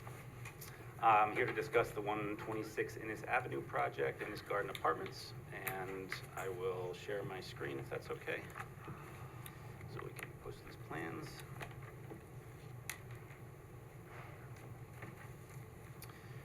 Okay, so for anyone that's not familiar, 126 Innis Avenue is near the De La Valle Place intersection on Innis and just before the Royal Cove and the Ridgefield Apartments as you head north out of town. The existing lot is about a half an acre in size. It's located in the multifamily residence zoning district. It's currently occupied by a 2-story building that was a former office use, I believe. Also is 26 parking spaces on the site and a small detached garage that was probably storage for the facility at some point. So our proposal tonight includes a conversion of this building to residential use from the office use. We are planning 7 apartment units. Overall footprint of the building will not change. We're not planning an addition. There is a small section of the building on the north side that is 1 story that will be raised to be 2 stories to match the height of the rest of the building. So based on that small technical building addition, we will need a variance to the rear property line. And then based on the number of our dwelling units we're proposing, we will need a lot area variance, a lot size area variance, as our lot would be considered too small for this number of units. So our apartment use will not require all of those 26 spaces that are on the site. So the north end of the parking lot, we're planning on removing, and we're gonna remove the pavement, and we're gonna develop a lawn area there for outdoor use by the residents. The perimeter of that lawn area is already surrounded by a brick and stockade fence, so it's delineated well from the neighbors. And then we're gonna also install a new decorative fence at the front of the lawn area towards the parking lot to screen it from the parking area and separate that space. So adjacent to the detached garage, we're planning on constructing a small refuse enclosure for the apartment use. We're going to do that with the pull tote style garbage cans, and they're not gonna be full dumpsters, so it'll be a little bit smaller component. So you just roll them out? Yeah, they'll just roll them out. We could fit 8 in there, so the truck would pull in, maintenance people would pull them out, and then they would load. So I did see the staff note about modeling the refuse truck movement, so we certainly will do that. We did model in the plan submission that we made the fire truck apparatus movement coming into the site. So we did have a pre-application meeting, and I think Arlington felt that it was acceptable for them to enter the site, park, and do what needed to be done. They didn't need to access the back section of the building, but they certainly have an opportunity to review that again. And the truck can enter from either direction off of Innis and be able to maneuver on the site and park there in the parking lot. As far as utilities, we're bringing in new water and sewer lines to the building for the apartment use. It's not sprinklered now, so we are going to add a fire sprinkler system in the building. Landscaping, the owner, when he bought this building, he's already been starting to spruce things up, so he's done some landscaping work. This is a picture of what he has there now. So all that shrubbery in the front was added. He added that Belgian box curb and the mulch bed, and he's also done that around back where that stockade fence enclosure was I was describing around the new lawn area is going to be. So he's landscaped that as well. We have a site lighting plan. It's pretty simple. We have 2 wall pack lights on the north and on the east sides of the building, and then a pole light at the outer perimeter of the parking lot, and another one over in the for that outdoor lawn area. I know there was a question about putting light there, but we just thought it would be a good evening or nighttime use. If the residents wanted to go out, they would have some light. I did see the staff comment too about the residential style lighting instead of a commercial style light, so we'll take a second look at that, and we can resubmit on that light design. So our building floor plan, as I mentioned, were 7 apartment units. 3 on the first floor are 2 bedrooms, and then 3 one-bedrooms on the second floor with a studio apartment. Residents would enter the building into a common lobby. Upper floor residents there's an interior stair that's existing now, so they would go upstairs. There is 1 apartment on the first floor that we are proposing exterior only access, so they would come out on the north side of the building and have access to the yard and to the parking lot. And then off of that lobby that I was describing, we're also going to have a small laundry room and the office or small meeting room that the residents or landlord could use. And these are just resident or landlord use, so no public access to these facilities. So outside facade, we're not really proposing a whole lot of changes. It's existing brick masonry and stucco facade. We are installing some new window units for egress, emergency egress from the apartments, and some of the apartments just don't have windows the way the building's oriented now, so we're planning to install new windows there. So that's kind of a brief summary of our project before you tonight, and certainly look forward to any questions you might have. Great, thanks for the overview. Kristen? That was more than 3 minutes, Jay. right, No, it's 6. still pretty good, thank you, I appreciate it. It is on for a seeker review for type 2 action requiring no further environmental review, site plan review and architectural review. Thank you for hitting on most of my comments. You know, I think that, with one more submission, we could get it to a point where it would be ready for conditional, and, I appreciate the comments about, taking another look at the lighting, and then some of the access, especially related to the Arlington Fire Department. I know that, you know, the town in general, and the planning board especially, and planning staff are always happy to see reuse of a property. It's right in line with the goals of the town's comprehensive plan update as well. So I know that, you know, we're happy to see the reuse of the property.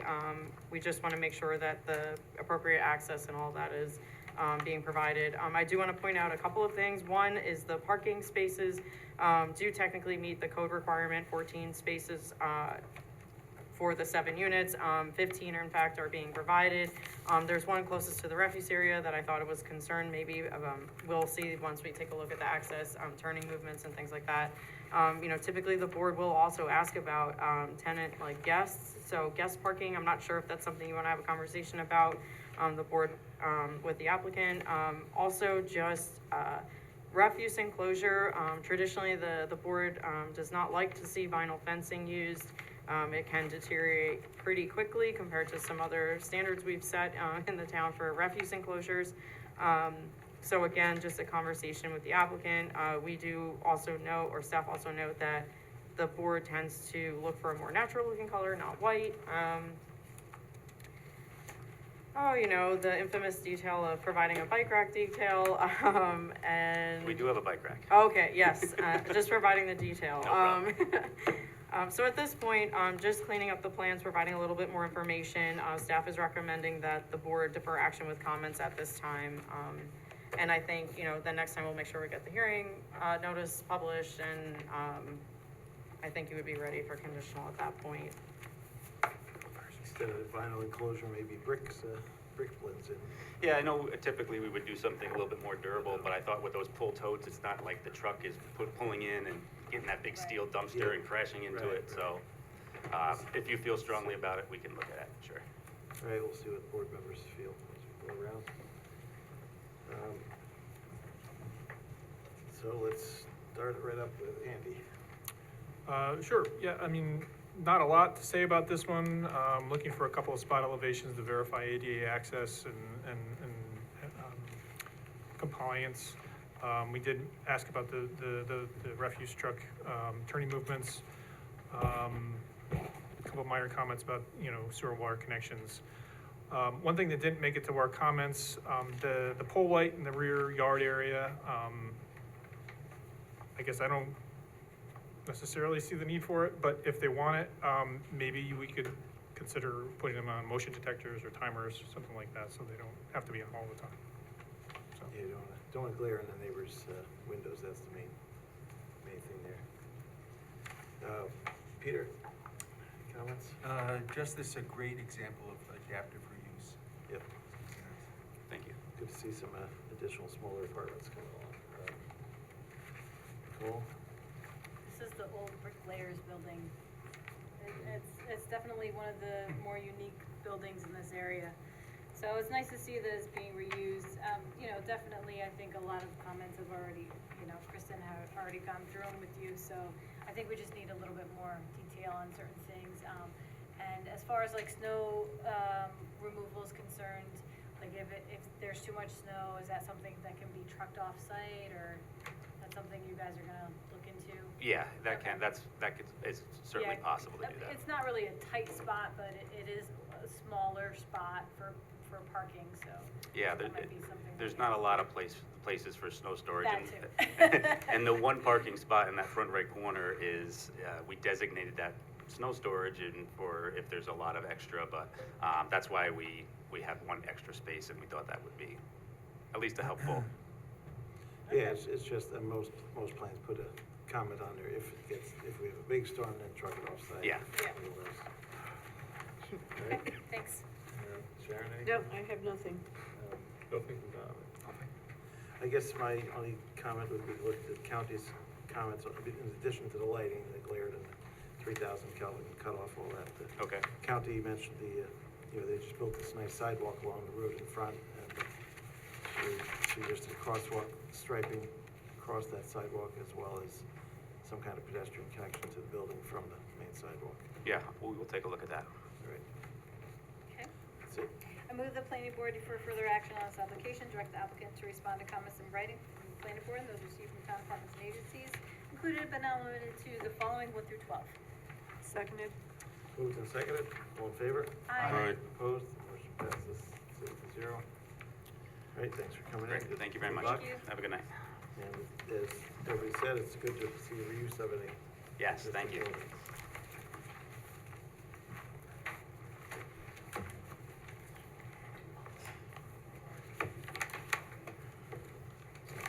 All right. Let's go to the agenda. Now we're up to Van Wagner Road, Lot 9. Oh, what happened to the north side? North side. North side, they require, Okay. requested, Yep. the applicant requested Yep, it yep. to be off the Oh, agenda. I marked it down there. Guess I'm not missing anything. Oh, Tony, lead off on that. Oh, yes. We're past the 3 hours. All right.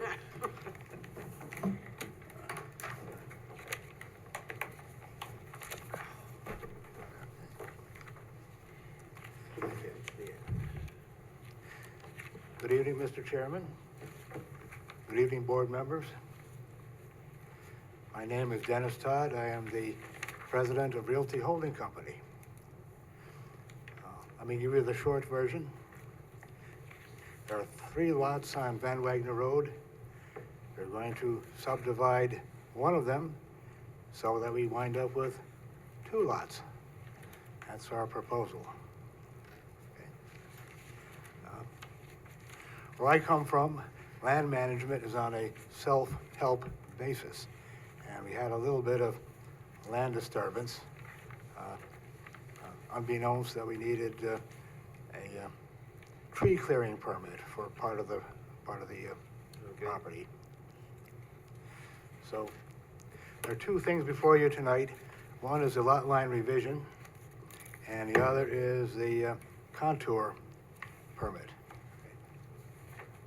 Lot line revision should be pretty straightforward if you look at your map.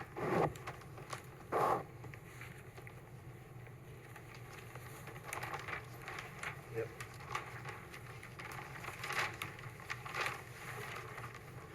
We have 3 parcels. One of them is almost 5 acres, and the Verizon Service Center is on that parcel. That's the one that I own. I propose to retain 1.66 acres immediately adjacent to the 5-acre parcel. And that is, I'm under contractual obligation to the tenant to reserve that for their future use. And if there is any future use, they will provide any kind of necessary permits, et cetera. At this particular time, there is no disturbance on the 1.66 acre parcel that I intend to retain. So the lot line proposal should go right through. Now, if you look here, you see lot 2.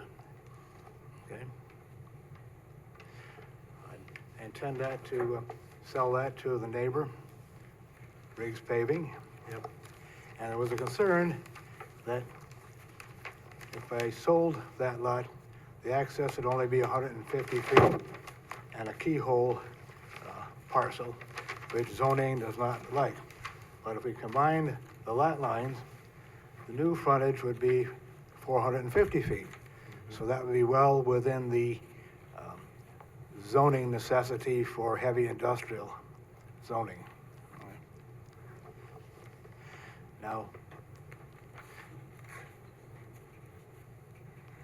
the new combined lot will be about, as you see here, 5.28 acres. Okay, that is where the contention is. That's where the disturbance was, and I think we need a permit to continue existing work. Right now, there's a stop work order. We're kind of at an impasse. don't know what to do next, what the next step might be. So I'm respectfully requesting tonight that we go through the lot line revisions so I can convey the parcel to Mr. Briggs, and then we can proceed with necessary permits on the disturbance issue. Okay.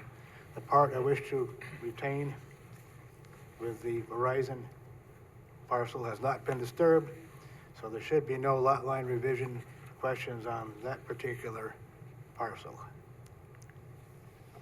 Okay, And I open the floor to questions. seems pretty straightforward. I'll go first to our town planner, Eric.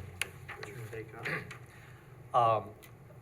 Just a little clarification on the background. I've met with Mr. Todd a couple of times, and the lot, he's right, the lot line revision is relatively straightforward. In fact, we came up with this solution as a recommendation because as a way to resolve what would otherwise be a not a flagpole parcel, I'm blanking on the main term. Flag, it would be a flag, right. Okay. What would have been a flag lot parcel not permissible, we came up with the concept of combining it with the other one to make it a more conforming lot. And that would be relatively straightforward for a lot line revision. Technically speaking, there are some numbers that need to be clarified on the plan to make that intent clear, because that's not precisely what the plan shows now, according to the zoning administrator's comments as well. She had quite a few. However, there was also during this background period, there was, I guess sometime last winter, there was apparently some activity on the lot. And I haven't seen it, but I gather a formal notice or a violation was issued. And technically, the board is not allowed to entertain an application for a lot with an outstanding violation. So the determination was made that if they provided an application to remedy the situation, then it could be considered by the planning board. Yep. Thus, we have tied together the applications for lot line revision and land contour permit to address the filling and disturbance activities that took place on one of the on some amount of the parcels under consideration. So as I said, the lot line is fairly straightforward. The land contour plan does not appear to provide the information needed to evaluate. And our recommendation is to circulate for lead agencies to start the process, Yep. and then to defer the application. But among our comments is a recommendation that perhaps we meet the town and staff and consultants, Offline meet with meeting. the applicant in the field to figure out exactly what's going on the site, what kind of information, and to what extent it needs to be provided on a plan. Okay, sounds, But there's not really, unless there's a pathway I don't know about, I don't think that there is an option to separate the two applications.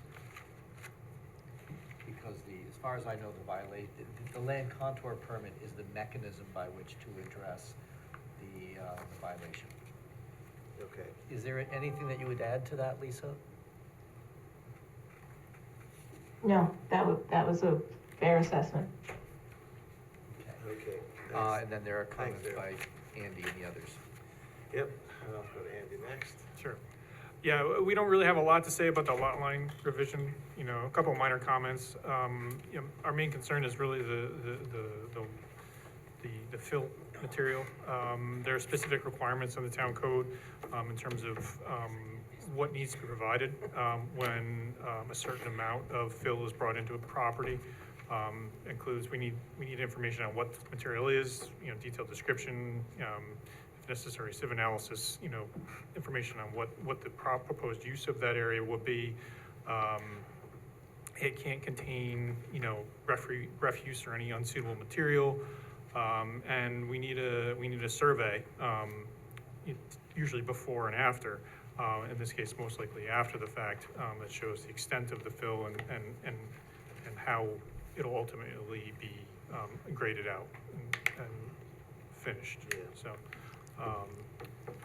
So there's some Yeah. information that needs to be provided, and the site visit will help because we can identify, you know, what specific portions of the property The need to be. applicant is gonna need an engineer really to help them through that part of it, right? I mean, that's. I think so, yeah. There's some interesting topography on that site where it's just, you get level at the front, but then you get the rock face. Yes. And the home's up on top of the cliff there, so. Yeah, and part of the concern is, you know, and I'm not familiar with the area, so I don't know if it's a problem or not, but, you know, where the fill is placed, if that causes a problem with drainage, you know, we don't want to have any impacts on-site or off-site as a result of that. Correct. All right, thanks, Andy. I can address that. We've had the lot since 1997, and all the water recharge is on site. Okay, he's right, there is a big steep cliff in the back of the property, but the perimeter has plenty of recharge area. And the only thing that comes towards Van Wagner Road, there's a small drainage ditch. And all that does is sometimes a little bit of excess rainwater. It goes into the town ditch, same as the other Verizon parcel does. So there's never any overflow, so we are contained. And Okay. what you call fill was really rearrangement of what was there. Okay? Like I said, we didn't realize that, well, contrary to where I live, you needed a permit to cut trees and such. But the plan is not to use the trees and their byproducts as fill, but to sell them and remove them off the property. And like I said, some of the hard material was just rearranged from what was already there. Now, we couldn't find out what was there until the trees were gone. That was the thinking, so. Okay. Weren't into violating any ordinances, you know. Yeah, I think he's just concerned, you know, about impervious and all that stuff for water flow and such, so. All right, thanks for clarifying that. Go around for any board member comments, Nicole? I don't think so. Okay. Sharon? Nothing. Bob? No. Nothing. Peter? Yeah, the lot line is straightforward, and we just gotta go through the process of circulating and get it cleaned up for you. Okay. I move that the planning board declare its intent to be lead agency to coordinate the environmental review of the proposed project as an illicit action and authorize the planning department circulation of a notice of said intent, copy of the EAF, and a copy of the application to the identified and involved and interested agencies. Seconded? Moved and seconded for lead agency. All in favor? Aye. Opposed? Motion passes. I move the planning board defer further action on this application pending establishment of lead agency and direct the applicant to respond in writing to comments of the planning board and those received from town departments and agencies included but not limited to the following, 1 through 7. Seconded? Moved and seconded. Call the question. All those in favor? Aye. Opposed? Motion passes 6-0 again. Thank you. All right. Okay. Thanks for coming in, and hopefully we can get this cleared up for you Okay. pretty quickly. So we'll And, get together and with Get Mr. a Holman. phone meeting with Eric there and work through the issues. And we'll get this through. It's a process, this I understand, Yeah, but there's always it's a little more complex in Dutchess County than it is in Montgomery County where I live, so it's. Okay. Yep. Yeah, every county's different, every town is different. We're a home rule state, I guess, is how it works, so. All right, have a good night, guys. Thank you. Move forward from here. Zoning amendments next, the ADUs. Yeah, so there's two zoning amendments on referral to us from the town board. The first is a zoning code amendment related to accessory dwelling units. The purpose, the amendment was drafted by the code update committee, presented to the town board. Town board will be having a public hearing on it November 6th. The purpose of the zoning amendment is to do two things, really. It's to make the process for getting an accessory dwelling unit a little bit simpler, streamlining it. Currently, we do allow them, but they require special use permits from the Zoning Board of Appeals. The Zoning Board of Appeals, gets 4 to 8 of these every year, maybe. And pretty much the way they're decided is you either meet the criteria or you don't. And if you meet the criteria, you get your permit. Yeah, you know, so ultimately, the thought was that especially if permit's really not needed here, this can be done administratively, and that would save people time, money, and so forth. So that's one purpose. The other is to add to the locations, the number of locations where you could have an ADU. So currently, you're only allowed to have them within an existing single-family dwelling. If, for example, you have an outbuilding like a detached garage or a carriage house or something along those lines, you could not have an accessory apartment there, even though that would be normally a pretty good location for one. And so it opens up the options for people who want to do an ADU. So again, it's meant to incrementally increase the amount of housing in the community, right? That's part of it. It also makes it easier in some respects for people who own property if they, if the mortgage payments and things like that are getting to be harder. This is an optional way to supplement your income, is to have an accessory dwelling unit. I happen to live in a house like that myself, and we have an ADU, and it's a very meaningful and helpful part of meeting our monthly bills. So I'm a big advocate myself. So anyway, that's the first one. All right. And let's see, you recommend a positive recommendation. The board often does a neutral recommendation for things to the town board, but we can see if anybody wants to do positive, and we'll go from there.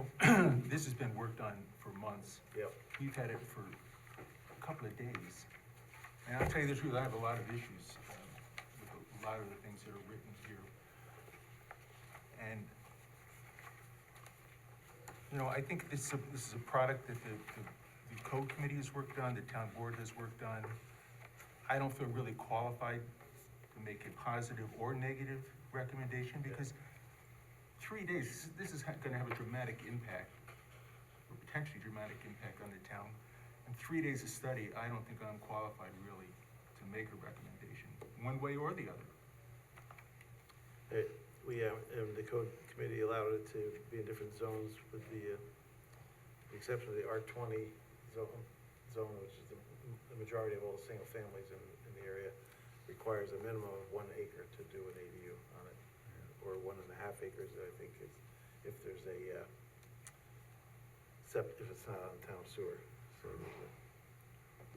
So for example, my yard is not large enough to put one on. So any other board comments? So I have a comment and I have a question for staff on the interplay of a couple of these sections, but my comment is, if this gets adopted by the town board, this does away with my excuse to my in-laws why they can't put an apartment on my house. There is that danger.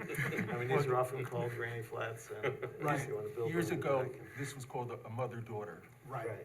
where the daughter lived with the mother, or the mother lived with the daughter's family. Right. This is a totally different animal. Right, so for staff, looking at E8 and 12, dealing with one off-street parking space, and then 12 is home occupations. Yeah. So how does that work? So for example, if I put an office, if I build an ADU and I put an office for myself on my property, I only have to provide 1 parking space under this? That was one of my Doesn't talk about an concerns. office, talks about a dwelling unit. Well, no, under 12, home 12, occupations. it says you Oh, can, I'm on it says it will not eight. restrict the home. This So one- the ADU can be used as a home occupation. So like if you are the renter in the ADU, let's say, or the, what, doesn't matter. And you have a small office as part of your home, you can have that in an ADU just as you could in a single family home. However, it's limited to the smaller class of home occupation. There's 2 classes in our code of home occupation. Some require special use permits, some don't. These would only be the ones that don't require special use permit. And so they're limited in size. You can't have, 15%. for example, employees, things like that. So it's it's a small, and Lisa, I think I mean, I don't know if I'm missing anything else, it's late, I think the but, concern is having, Who's enough gonna parking notify? I think it's also the type that doesn't allow the public to come to the site. correct. So, Yes, you know, that's- you don't have any issues with that. It would be like if I, you know, my office here, I don't have clients at my house. So I could have a small room in the ADU that would be, a home occupation, but it's not the type, it's the very limited type of home occupation. You know, in the So- real world, just because it's on paper doesn't mean it's actually gonna happen that way. Right. And if it's an as-of-right use, what authority does the landlord, who may not be aware that that's written into this law, what authority does he have to say, I don't want a home occupation in my ADU? The way Well, this he is could written, put it as he has lease. zero authority. I would think he has a lease. He has a lease, No. So- He does have a lease, but if he's not aware that the home occupation is an as-of-right use, it's not gonna go in the lease. And what would be objectionable about the kind of, again, the type of home occupation that you can have in this? What kind of objectionable thing In would the there real be? world, people who have a home occupation could start having people come to their office. Then that's a violation of zoning, It is, and there who's would be an gonna enforce it? enforcement. Yeah, it would be an enforcement Yeah. issue. There's, I mean, you, My next door neighbor down the street is a lawyer. I mean, there's no Have doubt. people come to his house. Right. There's no doubt that enforcement is difficult, right? But we don't tend to write our legislation strictly around preventing people from you know, if most people do this the right way, we would rather see that be permitted and then enforced from when. And Mike's point also about the parking space. Yeah. You have a two-bedroom apartment, there are gonna be 2 cars guaranteed, even with a one-bedroom. Well, it's a minimum of, you're allowed to have more, but there's at least one, yeah. So, my comment was directed towards this really does, a couple of things, but it relaxes parking requirements, right? So, to Peter's point, if you have a 2-bedroom ADU, if you were building a 2-bedroom structure, you would have to have 2 parking spaces, right? One and a half. Or 1.5. I mean, we But could. this we is could- relaxing that, I mean, we right? could make Yeah. recommendations to the town as well. That- We could add something in here saying, well, if it's a 2-bedroom, we recommend you have. Right, give, you know, Two have it parking spaces comply or with the something. parking requirements of the existing code. You know, so for example, home occupations, right? If I decide to open a home occupation, to my understanding, it's not, if I have someone come and visit me at my home to sign papers and sit at my dining room table, do I have to provide parking spaces now? Right now, if I have an ADU and I have my office in there and I have someone come visit me, I'm only having one additional parking space, and that's probably fine because I already live there and I have space for myself. Right. But now let's say I have 2 people come, right? Do I have enough parking? Yeah, In that's other words, what this you- is relaxing the code requirements for the amount of parking to be required. I mean, it's trying to not encourage the type of home occupation where there's 5 people trying to park. and Well, wait. So- And the home occupation, so you would still need to comply with the home occupation requirements. And the home occupation requirements say that you have to provide sufficient, that's the word I was looking for, sufficient parking. It says if the business receives clients or customers on the premises, sufficient off-street parking for each such client or customer shall be provided. And the registration shall certify the number of off-street parking spaces on the property. So this is not like a free-for-all where you can, I mean, if somebody's gonna disregard the law, they're gonna disregard the law regardless of whether we make these changes or not. If somebody's compliant with the law, they are required to provide parking for anyone who comes to their site. So if you anticipate having, you know, contract signings where you have 2 or 3 people coming, then you need to provide parking for each of those people. Well, and to be clear, I don't believe that kind of use is allowed in an accessory dwelling unit, because that would be a special use permit, home occupation, Lisa? I think it's still, no, it's the permit, Oh, it's the regular permit one on that one, okay. Also, it's C1. was there something in here that sets forth the duration of the occupancy of the unit? No. So it's not, well, So, if I have an we don't want to hear ADU, about it. and I decide I want to have people there every weekend and rent it like Like a short-term rental in Airbnb. like a short-term rental, Yeah. what's to prevent me from doing that? Yeah, so currently, nothing. The town board did adopt last night or set a public hearing on a related piece of legislation which would allow the town board to set limits on the number of short-term rentals, both hosted and unhosted in the town. Yeah, but Because there's no there's a. limit on this. So if I Correct, wanted to get but around the you- law, you would have I to just have an ADU. Easy to get around the law. No, you would, but if you're using it as a short-term rental, you would need a short-term rental permit. Who's gonna enforce it? Well, that's with the town, the way we track short-term rentals is that we subscribe to a service called Granicus, which is, tracks all of the websites that do short-term rentals out there. And so we have information on where all the short-term rentals in the community are, and in fact have been enforcing against those, using that information. So that would be the same process. Does that get updated? It gets updated constantly, yeah. Constantly, it's a software company. This that- came out a couple months ago, we were talking about this. Yep, yeah, it's just, continuing. So look, a neutral It's recommendation gotten or more- comments, the recommendation back with comments is all fine. That's part of why this is being sent to you in the first place. Yep. So, just, So yeah, taking it. I would move that one be neutral, two with comments that they revise this to at least make sure that parking is in compliance with current existing code. I don't know if there's other proposals. I mean, we've only had this for a few days, Yeah. right? Yeah, they've been working on this for months, and I'm sure there's more that we haven't You seen. could also make a neutral recommendation and say that, a suggestion that the town board consider whether parking should be, and, you know, Yeah, I mean, so- either way, it's not, Yeah, we can add it's any- not binding necessarily, right, on the town board, but Right. it's, It's that something you that- can, we can word it so that it's, It's something we've discussed and think it's important. Right. Let's see, I mean, the other intent of it from the town board's perspective is to create additional long-term dwelling units, not to make more, correct. Yeah, also, you know, I think Airbnbs, the town, the town is asserting that this is providing affordable housing. Right, that's. Now, small a, but why, small a affordable. yeah, but why, if I'm gonna have an ADU, why shouldn't I charge $2,500 or $3,000 a month, like everyone else? If the town really wants to put some teeth into this, what they should say is, the average household income in the town is, say, $100,000 household income. And if 2,500 or 25% is a reasonable ceiling on an income that can be devoted toward rent, set a limit. If you get an affordable dwelling unit, you're gonna be limited. There is new legislation out, through the state, it's interesting that you bring that up, where, That's why I brought it up. where local communities can,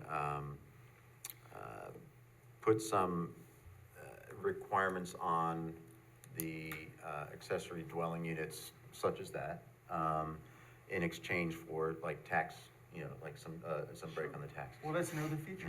Let's say my house is assessed at $200 a foot. Yeah. And a two-bedroom or an apartment building is assessed to $250 a square foot.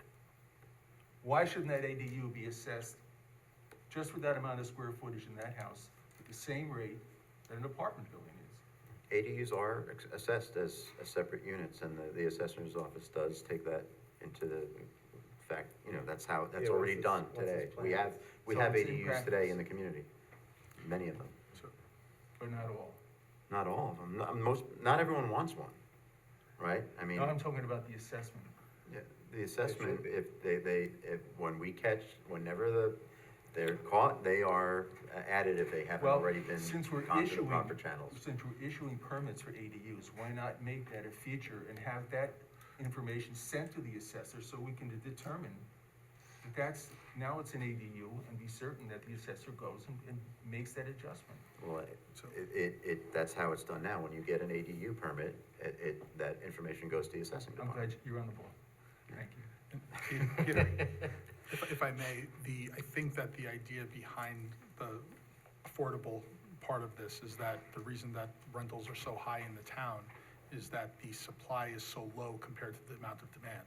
You would have to course. build This is- 1,000 units to make a difference. Trust me, I know. I'm No, talking and about- I know, and you're right, and I think that's the idea. If we get That's the whole 1,000 thing. ADUs, that'll put a dent in the, Not just, the not just vacancy rate. ADUs, but also smaller multifamilies, like the one on Innis Avenue and others that are being proposed. I mean, all of that is part of the idea that you increasing the number of the supply and you have an impact. Brings up one other thing. Great. Recently, we looked, some friends of mine and I looked to buy a building in the city of Poughkeepsie. We were gonna build 40 transitional housing units. And the first thing that I did was look at the zoning law in the city of Poughkeepsie. And they fully describe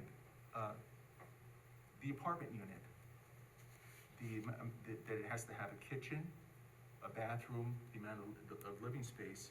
And I think it would be a good idea to do that here because there's nothing in here, in this document, that sets forth there has to be a kitchen. Doesn't set forth there has to be a separate bathroom. Doesn't set forth anything unless it's already maybe it's in the building code. It's already in the building code. Yeah, we did talk about that, but yes, that's already in the building code. Okay. It still has to apply, it still has to meet all of the building and fire code, regulations and in fact, from the building code standpoint, there's no such thing as an accessory unit. It's just another dwelling unit. So it has to meet all of the criteria for a dwelling unit.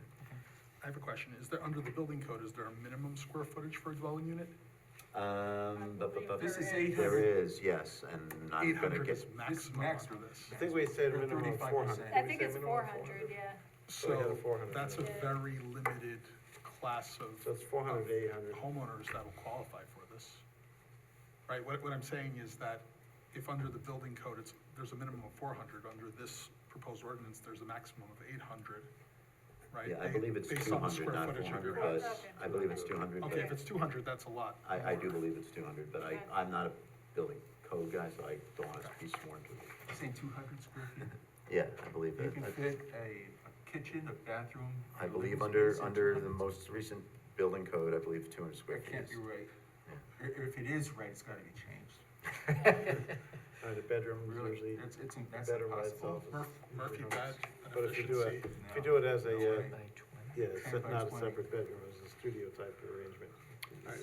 Can be smaller. So from my experience in other towns, an issue that has been a very hot topic has been whether or not ADUs are allowed separate from the primary Which we currently have building. not. Right, because that's the way it's been here. We've not Right. allowed that in the past. Right. Right. Okay. But we've this- had this quite a doesn't number of distinguish. people. It's allowed It to is be allowed. in a separate. We've had quite a number of people over the years who have existing accessory dwellings already, and who've wanted to make an in-law apartment or whatever the purpose is. Sorry, Michael, but and have been turned away because that's currently not allowed. Also, there are a lot of places in the town, particularly in the first ward, that have serious, and in the third ward, where they have serious septic issues. Absolutely. Yeah. So the whole, the health department, they really scrutinize, again, depending on the number of occupants. I mean, I remember. And they would have It's to. a serious I remember problem. bringing up. Maybe you wanna it has limit be that. sewer capacity as well as septic capacity for these I things. got a whole bunch of things here. No, I'm not packing that. So, I'm looking for these. a neutral recommendation, a suggestion that the town board consider whether parking should be compliant with existing,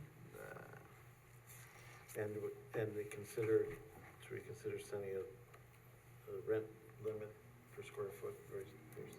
there's a whole committee looking at affordable housing issues right now,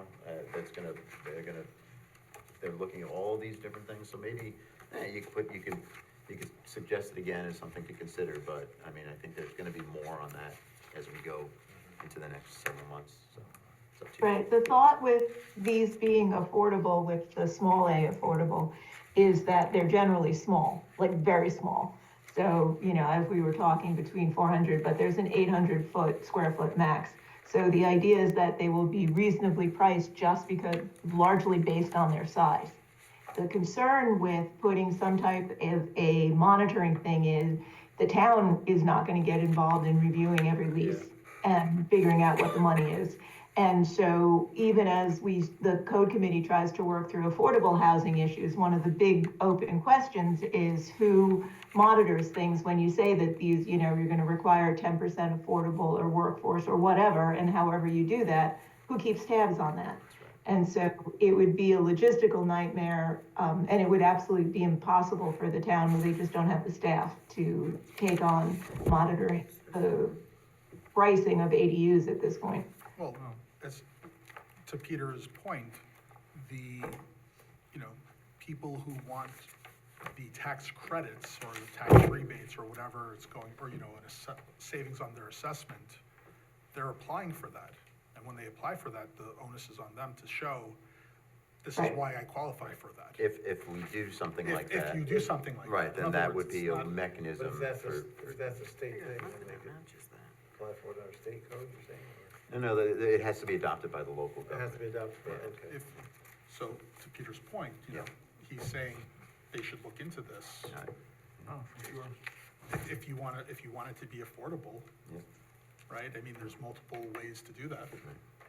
Yeah. They're But leaving one as- of them on the table. As Lisa says, the smaller size makes it, It's not even just a smaller size, I mean, so, again, just my personal example, and I realize it's not, necessarily representative of all of them, but, so we have tenants in our ADU right now that have been with us for 6 years. And it's a couple about the same age as us that don't wanna own anything, they're really happy there. And we're not raising their rent. And the reason we're not raising their rent is because we have really good tenants living in basically right next to us in our house that we'd very much like to keep. So they have a sweet deal. I mean, their rent is definitely lower than, Eastdale and Enavia, all those places. They happen to be on our heat, they happen to be, they've got a lot, it's a good setup for them and it's a good setup for us. and You if know you're what I'm saying? offsetting your fixed mortgage, your mortgage isn't. Exactly, payment's not changing there's a either, certain so- amount of money every month that we get to put towards our mortgage from the apartment. Could we move on to We should. Yeah, grass cuttings and? so I guess, We're going for a record here. I guess we should, Not even Not close. even close. Oh, well, I am. 7 hours, I think, it was close All to right. 7 hours, I think was the record.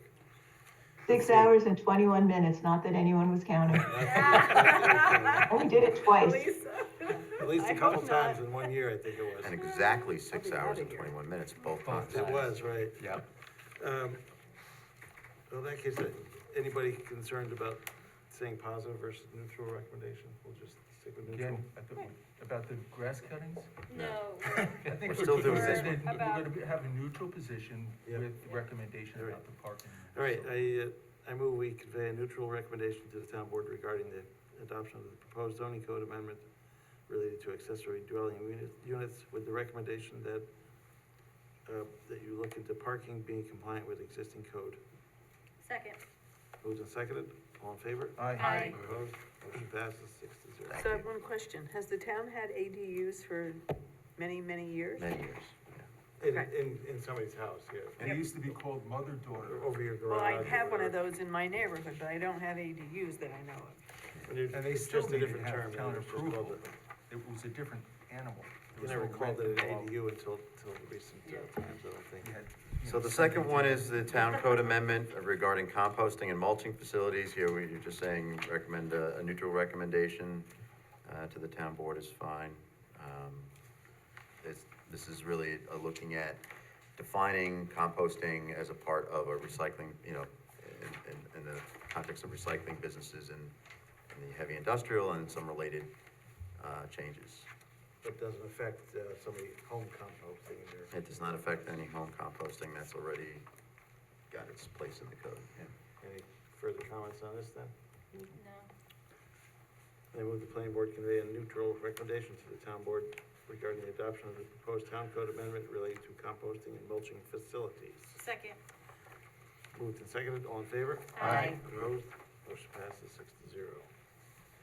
We have a couple time extensions to go through. Hudson Valley Animal Rescue. Feel like doing it? I move that the planning board grant 90-day time extension of conditional special use permit and site plan approval from November 16th, 2024 forward to February 14th, 2025. Second. Moved and seconded, all in favor? Aye. Opposed? Motion passes 6-0. Guardian Self-Storage. I move the planning board grant 90-day time extension of garden self-storage application, moving the current approval expiration date from October 14, 2024 to January 12, 2025. Second. Moved and seconded. Called to question. All those in favor? Aye. Opposed? Motion passes 6-0. Got the, 174 Innis Avenue, I move the planning board grant 90-day time extension for 174 Innis Avenue application, moving the current approval expiration date to October 18, 2024 to January 16, 2025. Second. Moved and seconded. All in favor? Aye. Opposed? Motion passes 6-0. Any other business That was to this bring one up here? tonight? termination. Let's go Mets. Let's go Mets. I move that we 1-1. terminate the meeting. Quickly. Moved and seconded. Terminate the meeting. All in favor? Aye. Opposed? Any other police? We're out. All right. Have a good night, everyone. I'm gonna be Take driving care, later. Lisa. Hi, Lisa.